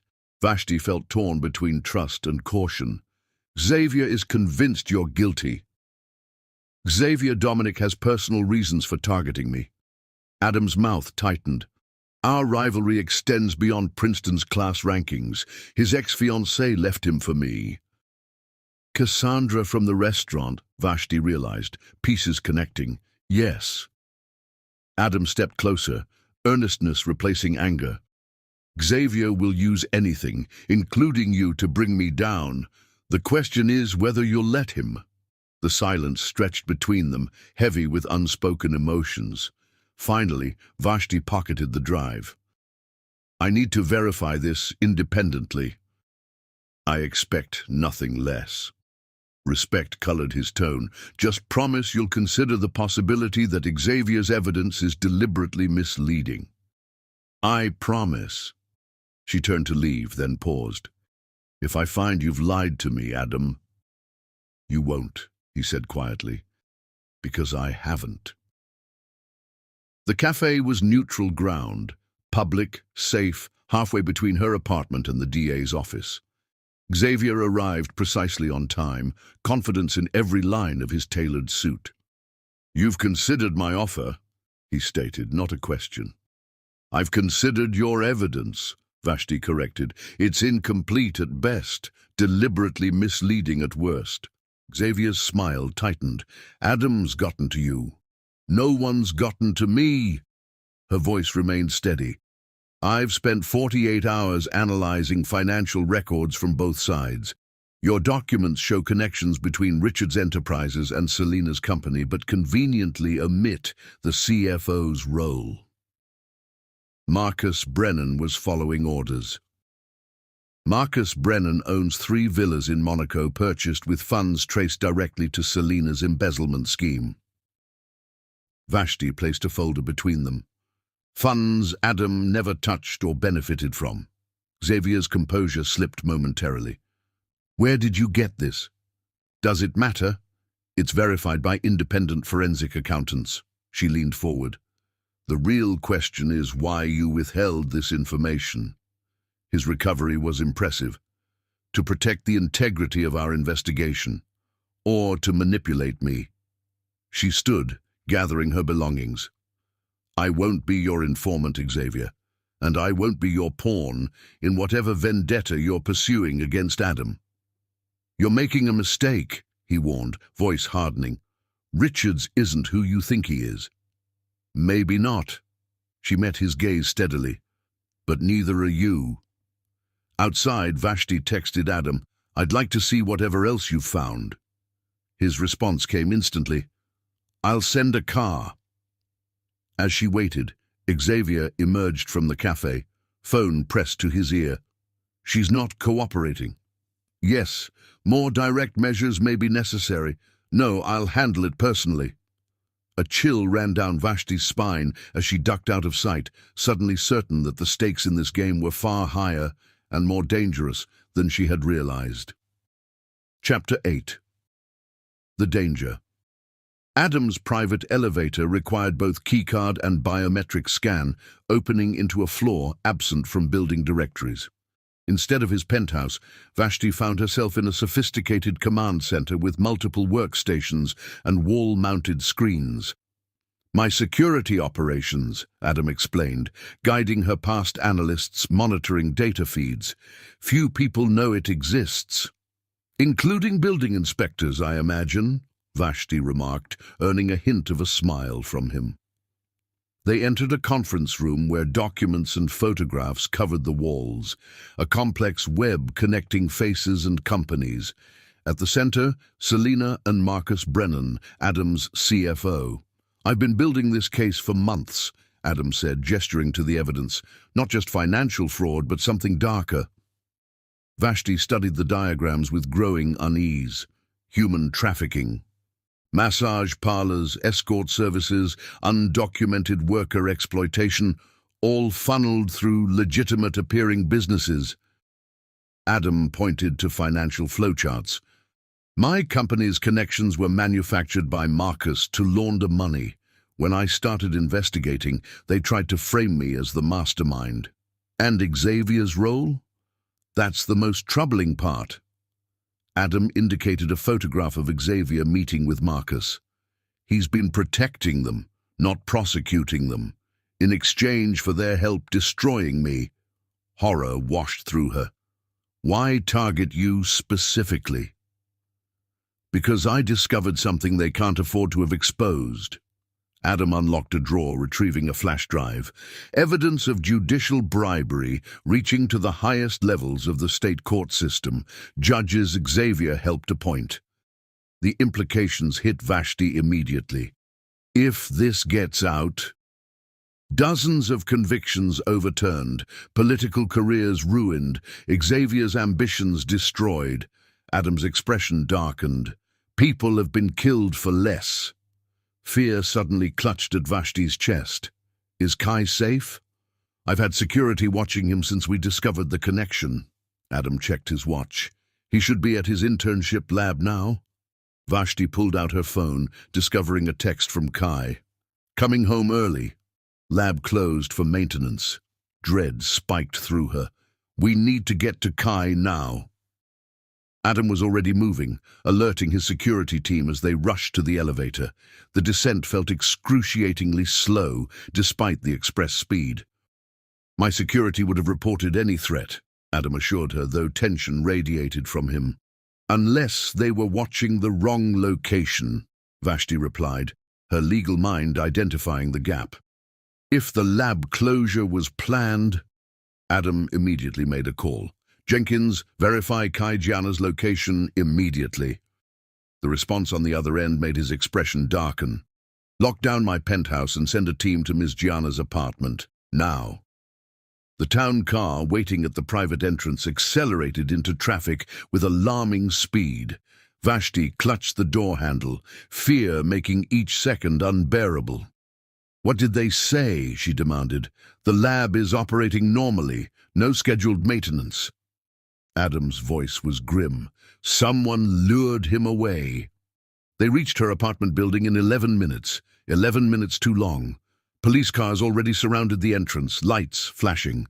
Vashti's heart nearly stopped until she spotted Kai sitting in an ambulance, paramedics treating a wound on his forehead. She rushed to him, relief and fear battling within her. "What happened?" "Someone was waiting in the apartment," Kai explained, wincing as the paramedic cleaned his cut. "Two men. They wanted your files on Selena and the evidence from Adam." "Did they hurt you?" Her hands trembled as she examined his injury. "This happened when I tried to run. I'm okay, Vash." His eyes shifted to Adam approaching behind her. "Your security guy showed up before they could do worse." "Jenkins?" Adam questioned, surprise evident. "He said he was watching the building on your orders." Kai shifted uncomfortably. "Good timing." Adam's expression tightened. "I didn't station anyone here today." The implications hit Vashti like ice water. "Then who? Miss Gianna?" A solidly built man with shrewd eyes approached, showing a badge. "Detective Riker, NYPD, your brother's assailants were apprehended fleeing the scene." "Did they say who sent them?" Adam asked sharply. "They claimed they were hired by someone at the DA's office." Riker's expression remained professionally neutral. "Specifically, to obtain evidence regarding connections between Richard's enterprises and several offshore companies." Vashti exchanged glances with Adam. "Xavier?" "We can't confirm that yet," Riker cautioned, "but I'd recommend alternative accommodation until this is resolved." "Already arranged," Adam assured him. As paramedics finished with Kai, Detective Riker pulled Vashti aside. "There's something else. The man who intervened, he wasn't Mr. Richards' security. He identified himself as Federal Agent James Coleman." "FBI?" Vashti whispered, pieces shifting in her mind. "He left this for you." Riker handed her a card with only a phone number. "Said you'll need it after reviewing whatever Mr. Richards showed you today." The detective stepped away to coordinate with other officers, leaving Vashti staring at the simple card. A federal investigation. Xavier's corruption. Adam caught in the middle. "We need to go," Adam urged, guiding them toward his waiting car. "My lake house is secure and off the grid." As they settled into the vehicle, Vashti studied Adam's tense profile. "You knew about the federal investigation?" "I suspected." He met her gaze directly. "I've been cooperating with them for weeks, providing evidence against the real criminals." "Why not tell me?" "Their instructions. The less you knew, the safer you were." His hand closed over hers. At least that was the theory. The car wound through city streets, taking an erratic path to ensure they weren't followed. Kai dozed in the back seat, exhaustion claiming him after the adrenaline crash. "What happens now?" Vashti asked quietly. "We keep you and Kai safe while the FBI moves on Xavier and his network." Adam's grip on her hand tightened. "And I tell you everything. No more secrets. No more half-truths." As city lights gave way to darkness, Vashti felt oddly calm despite the danger surrounding them. Whatever came next, whatever truths Adam still held back, one thing had become crystal clear. The man beside her had risked everything to protect her and Kai. The question remaining was whether that protection would be enough against enemies who controlled the very systems designed to deliver justice. Chapter 9. The Alliance. Adam's lake house emerged from darkness as their car approached, security lights illuminating a structure that defied the humble term house. The modernist glass and stone fortress overlooked private waters, its isolation providing natural defense. Perimeter sensors, reinforced windows, satellite communications, Adam explained as they entered. Completely off official records. "You prepared for war," Kai observed, examining the technology despite his bandaged forehead. "I prepared for enemies," Adam corrected. "Success creates them inevitably." After settling Kai in a guest suite equipped with technology that visibly delighted him, Adam led Vashti to his study. Floor-to-ceiling windows showcased moonlight on dark waters, while a fire cast warm shadows across the room. "Time for complete honesty," Vashti said, accepting the drink he offered. Adam sat opposite her, all business pretense stripped away. 6 months before we met, financial irregularities appeared in our Asian operations. My investigation revealed a sophisticated money laundering network connecting Marcus, Selena, and eventually Xavier. Why not go public immediately? Because the corruption reached deep into law enforcement and judiciary. Official channels would have warned the guilty. Adam's expression hardened.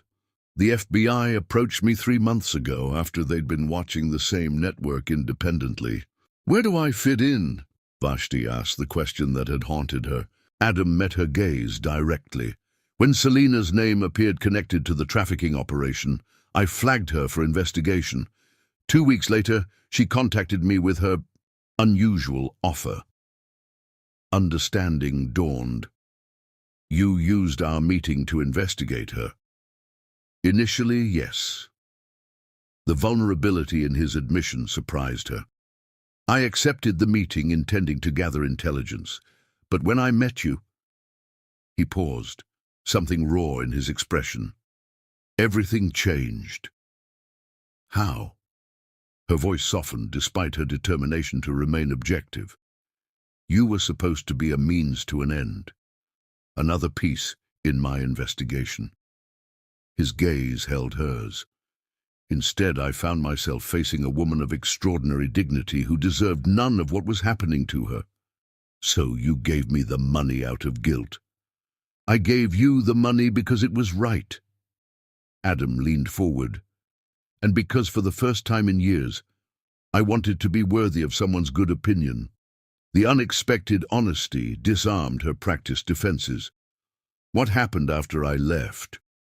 I accelerated the investigation, protected you and Kai from afar while building the case against Marcus, Selena, and eventually Xavier. Regret shadowed his features. I should have told you everything once I realized they might target you. That was my mistake. Why didn't you? FBI instructions partly, but also fear. He met her gaze directly. Fear that learning I'd initially seen you as collateral damage would destroy any chance of what was growing between us. The admission hung between them, his vulnerability more persuasive than any calculated defense. And now, she asked softly, now my company is at risk because I chose protecting you over the investigation. No accusation colored his voice, just simple fact. And I'd make the same choice again. She studied him, testing his words against her instincts. You care that much? More than I thought possible.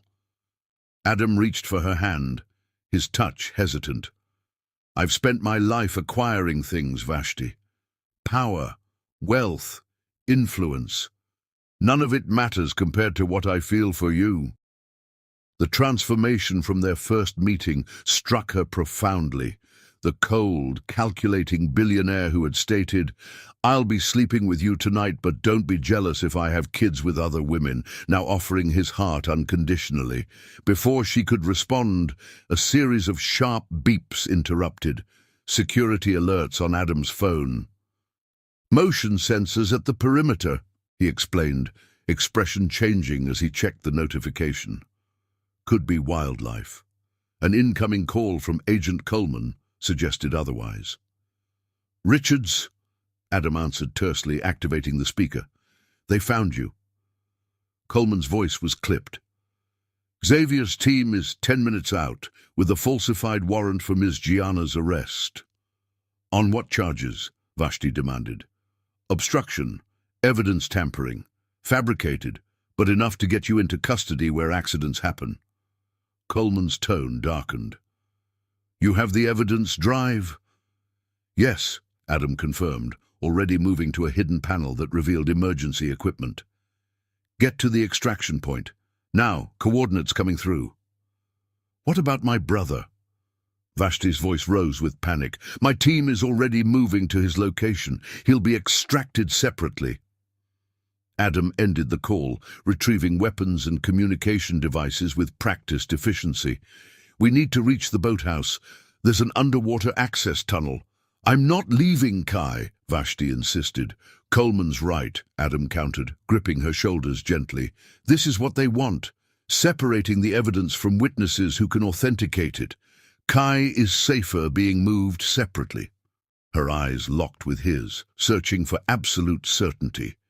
If anything happens to him, I'd never forgive myself either. The raw honesty in Adam's voice decided her.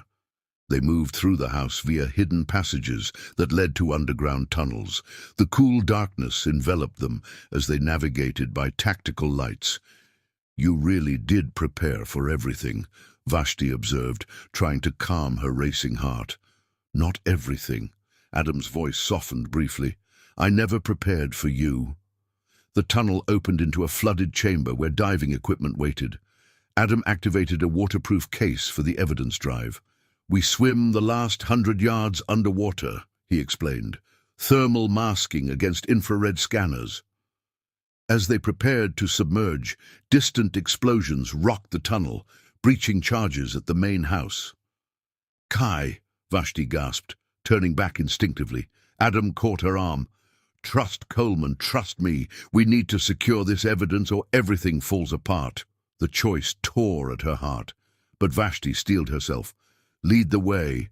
They slipped into cold water, following the underwater passage by guide lights embedded in the tunnel floor. Emerging in the boathouse's hidden chamber, they found Coleman waiting, a stern-faced woman with military precision in her movements. "Right on time," she noted, helping them from the water. "Your brother is secure, Ms. Gianna, already en route to the federal safe house." Relief washed through Vashti. "Thank you. Thank me by securing that drive." Coleman checked her watch as helicopter blades thundered overhead. "Our transport is here. Xavier's team is being detained at the perimeter, but they won't stay contained long." Adam handed her the waterproof case. "Next step? Federal courthouse. Judge Harriman is waiting with a sealed indictment against Dominic, Brennan, and 16 others." Coleman's smile held grim satisfaction. "Your evidence completes the case." As they climbed to the helipad on the boathouse roof, Adam turned to Vashti. "Ready?" Looking at this man who had entered her life through such manipulative circumstances, yet had transformed into her strongest ally, Vashti made her choice. She reached for his hand. "Together," she said simply. His fingers intertwined with hers as they climbed aboard, the future uncertain, but their alliance unbreakable. What had begun as a midnight contract had evolved into something neither could have anticipated, a partnership forged in danger, built on growing trust, and sustained by feelings neither was ready to name, but both had begun to embrace. Chapter 10. The trial. The federal courthouse buzzed with tension. 3 months of preparation had culminated in this moment, United States versus Dominic et al., the corruption case that had dominated headlines for weeks. Vashti smoothed her charcoal suit, feeling the weight of eyes following her through security checkpoints. No longer just Adam Richards' mysterious companion, she was now a key witness whose testimony could unravel a corruption network reaching into the highest levels of state judiciary. Nervous? Adam appeared beside her, immaculate in a navy suit that probably cost more than her law school tuition. "Terrified," she admitted, "but ready." His hand found hers briefly, a gesture of support that had become familiar over the past months. Since their escape from the lake house, their relationship had evolved into something neither had anticipated, a partnership of equals despite the vast disparities in their circumstances. "Kai's already inside with Coleman," Adam informed her. "Security protocols in place." Vashti nodded gratefully. Her brother's safety remained her paramount concern, especially after Xavier's associates had made one final desperate attempt to silence them 2 weeks ago, an accident on the highway that had left Adam with a still-healing scar along his temple. Inside courtroom 3A, the gallery was packed with press and spectators. At the defense table sat Xavier, his once confident demeanor replaced by tightly controlled desperation. Beside him, Marcus Brennan looked simply defeated. Selena was conspicuously absent, having accepted a plea deal in exchange for testimony against her co-conspirators. The prosecution team nodded respectfully to Vashti as she took her seat in the witness area. Lead prosecutor Diana Sharp had worked closely with her, preparing for today's testimony. As the judge entered and proceedings began, Vashti caught sight of Kai in the secure seating area, flanked by federal agents. He gave her a thumbs up, his faith in her unwavering as always. "The government calls Vashti Gianna to the stand," Sharp announced. Walking to the witness box felt like crossing a threshold, from victim to advocate, from pawn to player. After being sworn in, Vashti faced the courtroom with quiet determination. "Ms. Gianna," Sharp began, "please explain how you first became aware of financial irregularities involving the defendants." Vashti recounted the story chronologically, beginning with Selena's embezzlement from family trusts, through the arrangement with Adam, to her discovery of connections between Xavier, Marcus, and the trafficking operations. Her legal training served her well, keeping her testimony precise and unassailable.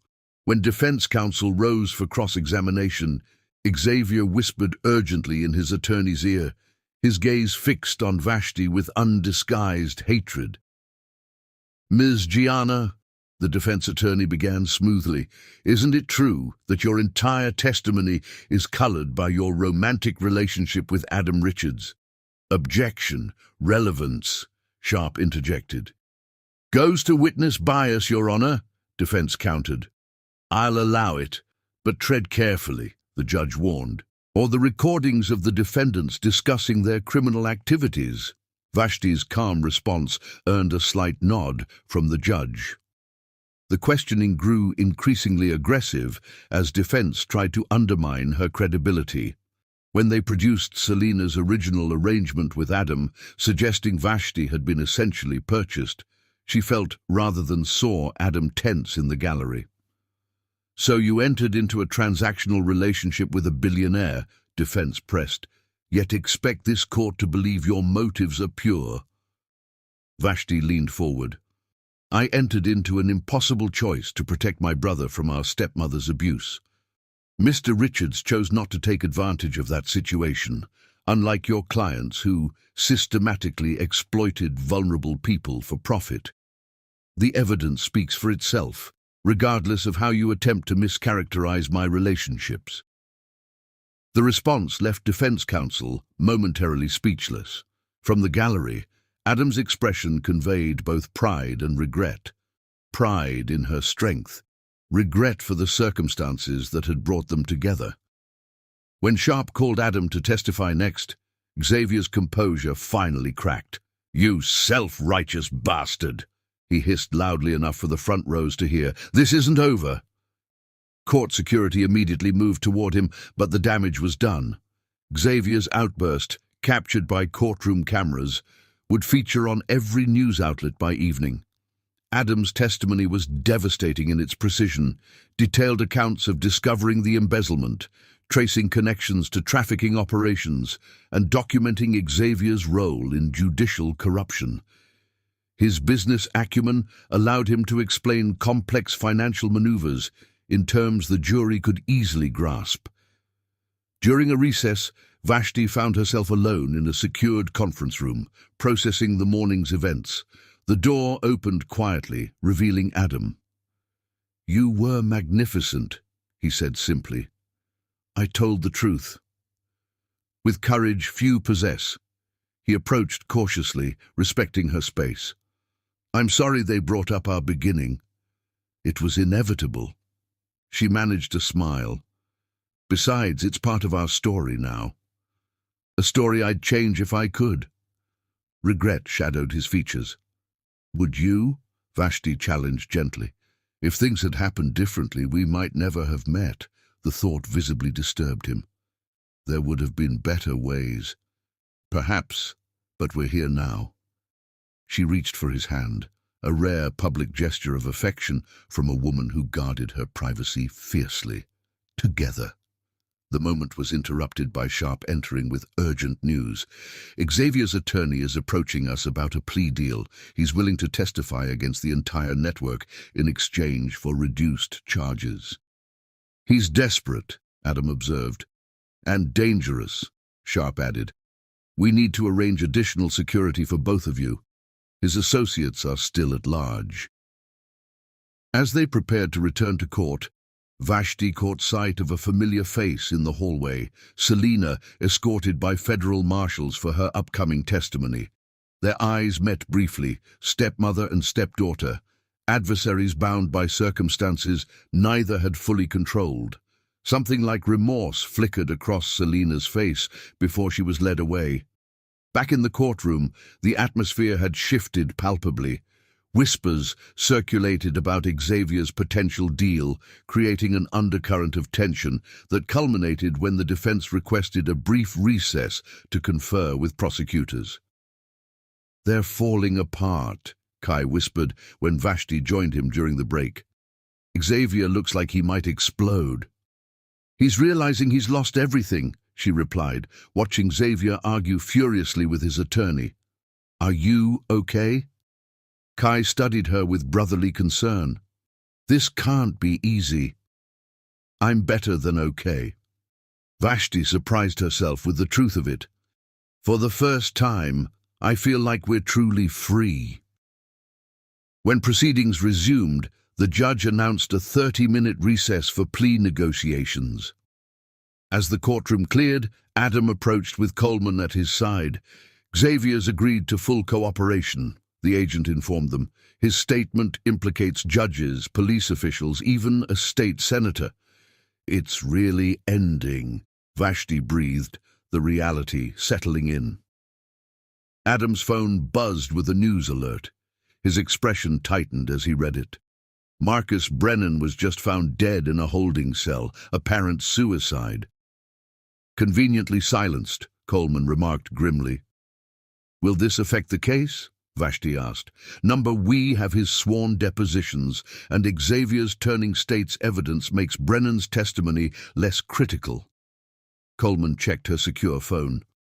"I need to coordinate with the team. Stay in secured areas." As Coleman departed, Adam and Vashti found themselves alone in the quiet courtroom. Sunlight streamed through high windows, dust motes dancing in golden beams. "What happens after today?" Vashti asked, the question encompassing far more than court proceedings. Adam considered carefully before answering. "That depends on what you want, Vashti. Your law degree is nearly complete. You could practice anywhere, build the career you've always wanted. That's not what I'm asking." Understanding crossed his features. "I want a future with you, however you'll have me, but I need you to choose freely, without obligation or pressure. After everything we've been through, you still think I might walk away?" Genuine surprise colored her voice. "I know what it costs to be associated with me, the publicity, the security concerns, the constant scrutiny." His voice softened. "You deserve a normal life, if that's what you want." Vashti laughed, the sound echoing in the empty courtroom. "Normal was never in the cards for me, Adam. Not since that night in your penthouse." He moved closer, hope warring with caution in his expression. "What are you saying?" "I'm saying I choose this. Us." She reached for him, propriety forgotten. "Whatever comes next, we face it together." The kiss they shared was a promise, tender yet fierce, healing the wounds of their difficult beginning with the promise of a future neither had dared imagine when this journey began. "Ms. Gianna, Mr. Richards," a court officer interrupted apologetically. "They're ready to resume." Reality intruded, reminding them of battles still to be won. As they separated, Adam whispered, "Tonight, once this is over, I have something important to ask you." The intensity in his eyes left little doubt about the nature of his question. Vashti felt a surprising certainty in her heart about her answer. From a midnight contract between strangers to a future chosen freely, their journey had only just begun. Chapter 11. The Victory. Guilty on all counts. The jury foreman's declaration echoed through the courtroom, followed by a collective exhalation from spectators who had sat through 2 weeks of damning testimony. Xavier Dominic, once a rising star in the DA's office, now slumped between his attorneys, ashen-faced as the judge read out sentencing guidelines. Vashti remained still, processing the culmination of months of struggle. Beside her, Kai squeezed her hand, their private signal of solidarity since childhood. "It's really over," he whispered. But was it? Justice had been served, the corruption network exposed, yet Vashti knew from her legal training that clean endings existed only in fiction. Outside, reporters swarmed the courthouse steps. Adam's security team created a buffer around them as they navigated to the waiting car, cameras flashing relentlessly. "Ms. Gianna, how does it feel to bring down your stepmother's criminal enterprise? Mr. Richards, will this verdict clear your company's reputation? Are the engagement rumors true?" The last question hung unanswered as they slipped into the vehicle. Adam's expression remained unreadable, though his hand found hers once the doors closed. "Vultures," Kai muttered, glaring at the press through tinted windows. "Necessary vultures," Adam corrected mildly. "Public exposure ensures this network can't rebuild in shadows." The car pulled away, leaving the media circus behind. Silence settled among them, not uncomfortable, but weighted with unspoken emotions. "What now?" Kai finally asked, looking between them. The question seemed directed at both, but landed on Vashti. 3 months of investigative chaos had postponed life decisions, but reality now demanded attention. Her law degree would be complete in weeks. Kai's MIT freshman orientation loomed, and Adam's question from last night remained unanswered, the elegant ring box still untouched on her nightstand. "First," Adam said, breaking the silence, "we celebrate." Quietly.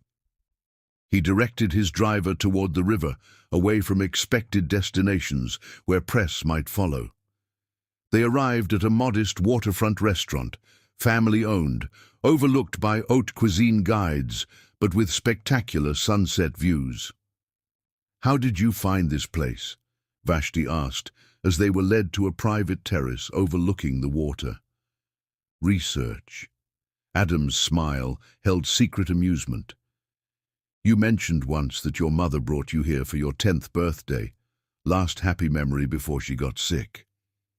The thoughtfulness behind the gesture struck her wordless.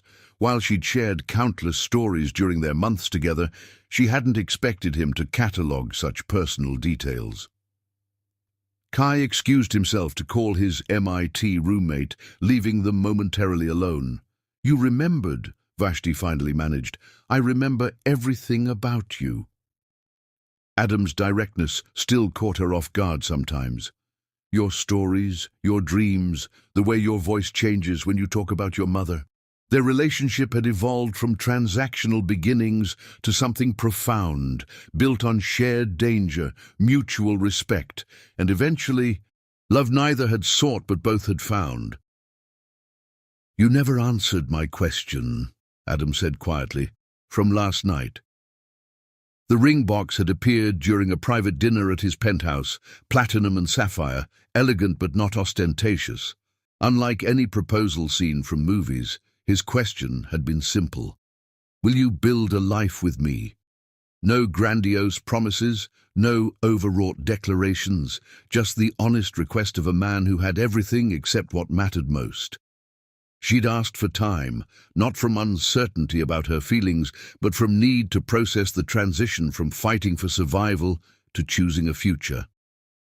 "I wanted today finished first," she explained, "to know we were moving forward without shadows. And now—" Vashti studied him, this complicated man who had entered her life through such dubious circumstances, yet had proven himself repeatedly when it mattered most. "Now, I can answer properly." She reached for his hand. "Yes." The single word transformed his expression, vulnerability and joy, breaking through his carefully maintained control. Before he could respond, Kai returned, immediately sensing the shift between them. "Finally said yes, huh?" he observed with brotherly perceptiveness. "You knew."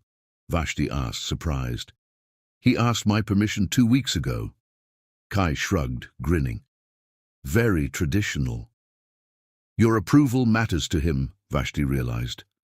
To both of us, Adam corrected. You're a package deal. Their celebration dinner was interrupted by a call from Agent Coleman, now addressing Vashti as a colleague rather than a witness. Selena's been officially sentenced, she reported. 7 years, with possibility of parole at 5. She's providing additional information about offshore accounts. Thank you for letting me know, Vashti replied, emotions complicated. Despite Selena's cruelty, part of Vashti felt hollow at the finality of her stepmother's downfall. Not forgiveness, never that, but recognition of how circumstances and choices created intertwined fates. After dinner, they walked along the riverfront, Kai tactfully giving them space by investigating a street performer's robot collection. Second thoughts? Adam asked, noting her pensive mood. About us? No. Vashti watched the waters flow, gathering words. About what comes next. My entire life has been reaction, to my mother's death, to Selena's abuse, to Kai's needs. For the first time, I'm choosing rather than responding. Frightening. Exhilarating, she corrected.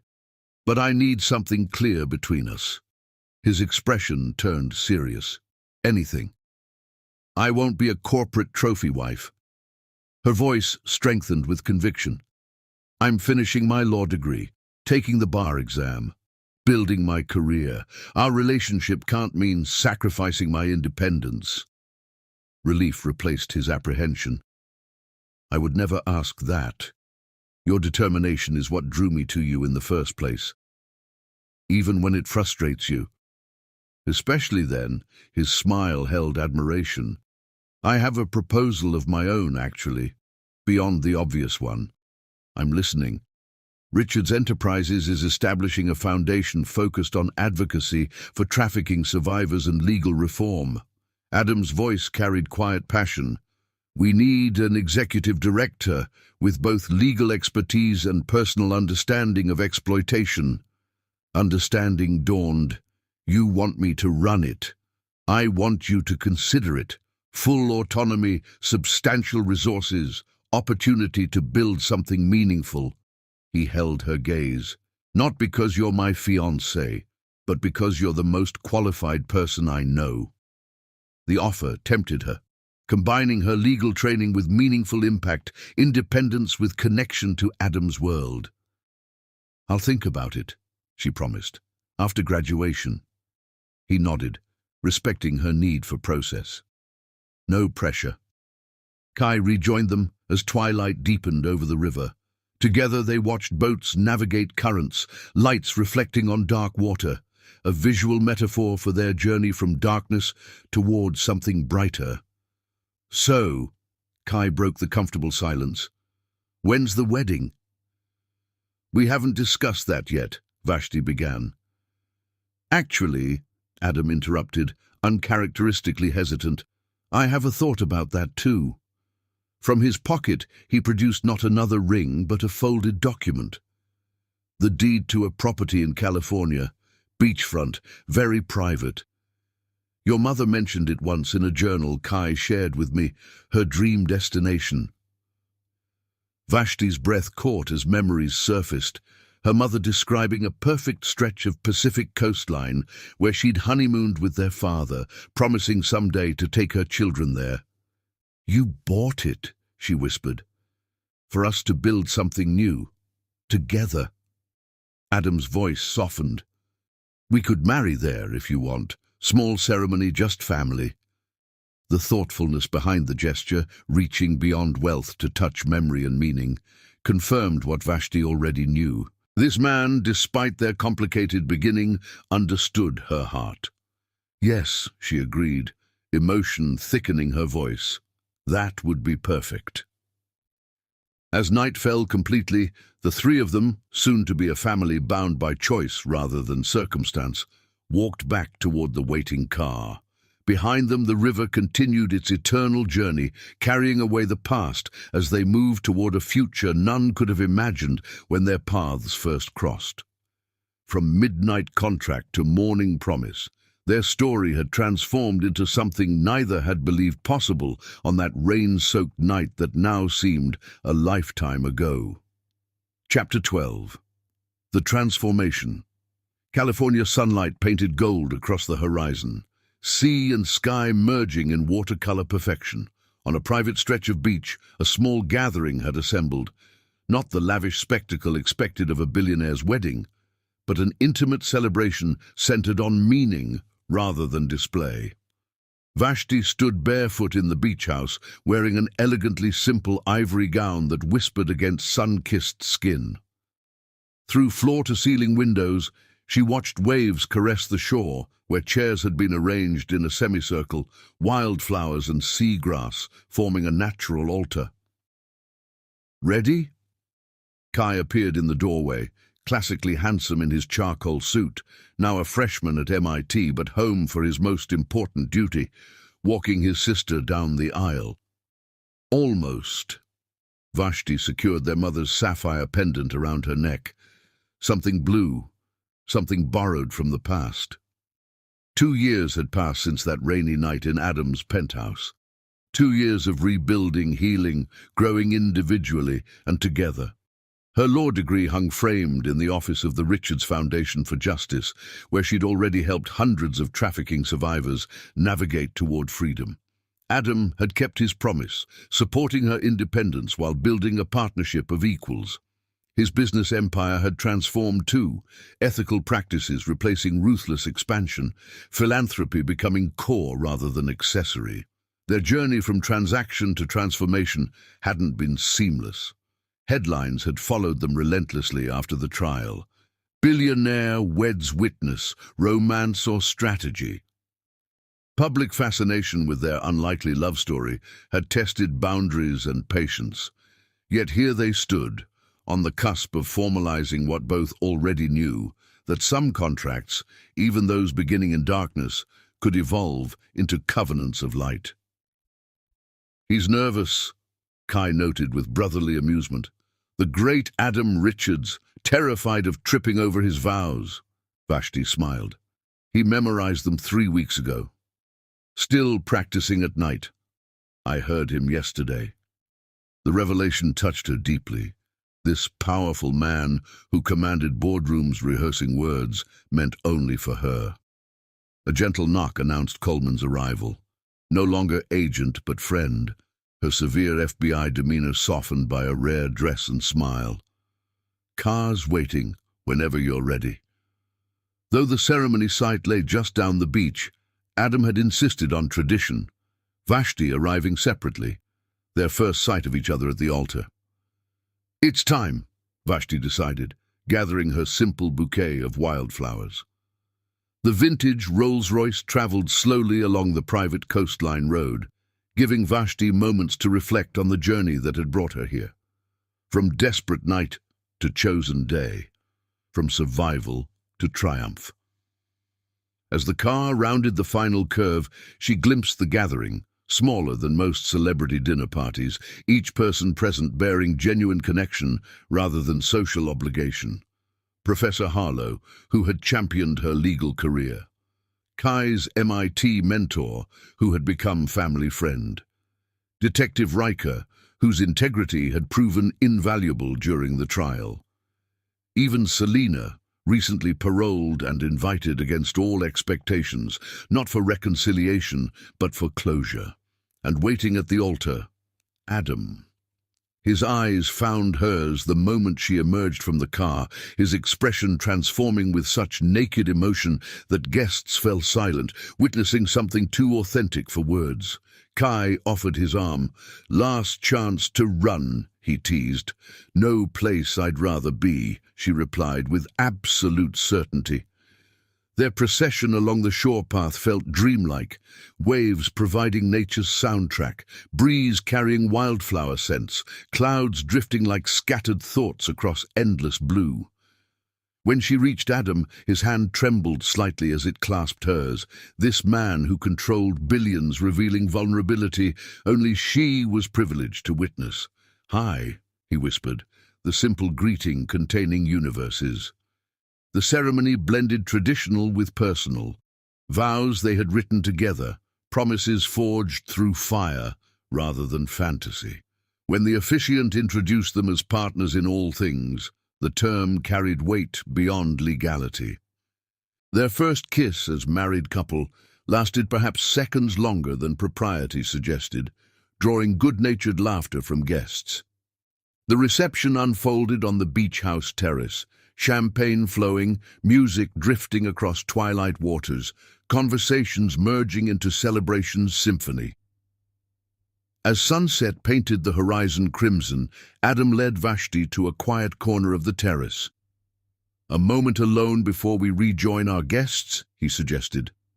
She followed willingly, curious about the slight tension in his shoulders. "I have something for you," Adam said once they were private. "Not extravagant jewelry or property. You've made your feelings about excessive gifts quite clear." Vashti smiled, remembering several spirited discussions about appropriate expressions of affection. From his pocket, Adam withdrew an envelope. "This arrived yesterday. I wanted to save it for today." Inside, Vashti found official documents from the state bar, her admission results. Though she'd completed requirements months ago, illness had prevented her from taking the examination until recently. "I passed," she whispered, emotions overwhelming her usually composed demeanor. "With highest scores in your cohort." Adam's pride radiated through his voice. "Attorney Vashti Gianna Richards has a powerful ring to it." The achievement, hers alone, earned through determination rather than connection, meant more than any wedding gift could. "There's more," Adam continued, producing a second envelope. "The Foundation's first major victory. Federal approval for our survivor advocacy program. Nationwide implementation begins next month." Vashti scanned the documents, professional triumph merging with personal joy. "This will help thousands. Because of you." Adam's hand traced her cheek with reverent touch. "You've transformed not just my life, but my entire understanding of what matters." "We transformed each other," she corrected gently. Music drifted from the reception, their first dance awaiting. Yet neither moved, suspended in this moment of completion and beginning. "I have something for you too," Vashti said softly. "Though it wasn't planned for today." From her bouquet she extracted a small jeweler's box, not purchased but inherited, passed from her mother for the right moment. Inside lay vintage cufflinks fashioned from meteorite fragments, cosmic material that had journeyed through darkness to find purpose on Earth. "My father's," she explained, as Adam examined them with wondering fingers. "Mom saved them for the man who would protect her children after she was gone." The symbolism struck them both, these fragments that had traveled through void to become something precious, like their own unlikely journey from that midnight contract to this sunset covenant. "I'll wear them with honor," Adam promised, voice thick with emotion. Behind them, Kai approached with gentle reminder of waiting guests. "They're asking for the first dance." Adam secured the cufflinks, meteorite catching sunset's glow. "Shall we, Mrs. Gianna Richards?" "Always," Vashti agreed, taking his hand. They rejoined their celebration, moving to the center of the terrace where stars had begun emerging above ocean waves. As music enveloped them, their dance became more than performance, a physical manifestation of their journey, every step chosen rather than coerced. Guests formed a circle around them, bearing witness to the culmination of a love story that had begun with all the wrong intentions, yet had found its way to truth. "I never imagined this," Adam confessed as they moved together. "That night in the penthouse, when I said those cruel words about sleeping with you but having children with others." "Shh," Vashti silenced him with gentle fingertips against his lips. That man doesn't exist anymore. Because of you. Because of us, she corrected. What we built together. As if summoned by cosmic timing, a shooting star blazed across darkening skies, meteorite cousin to the fragments now adorning Adam's wrists. "Make a wish," he whispered.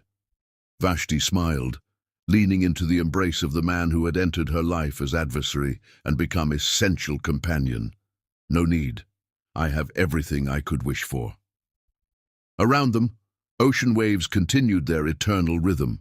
Reminder that some forces, like love, born of adversity, could transform entire landscapes given sufficient time and commitment. What had begun as midnight contract had become morning covenant, a transformation neither could have imagined on that rain-soaked night that now seemed lifetime distant.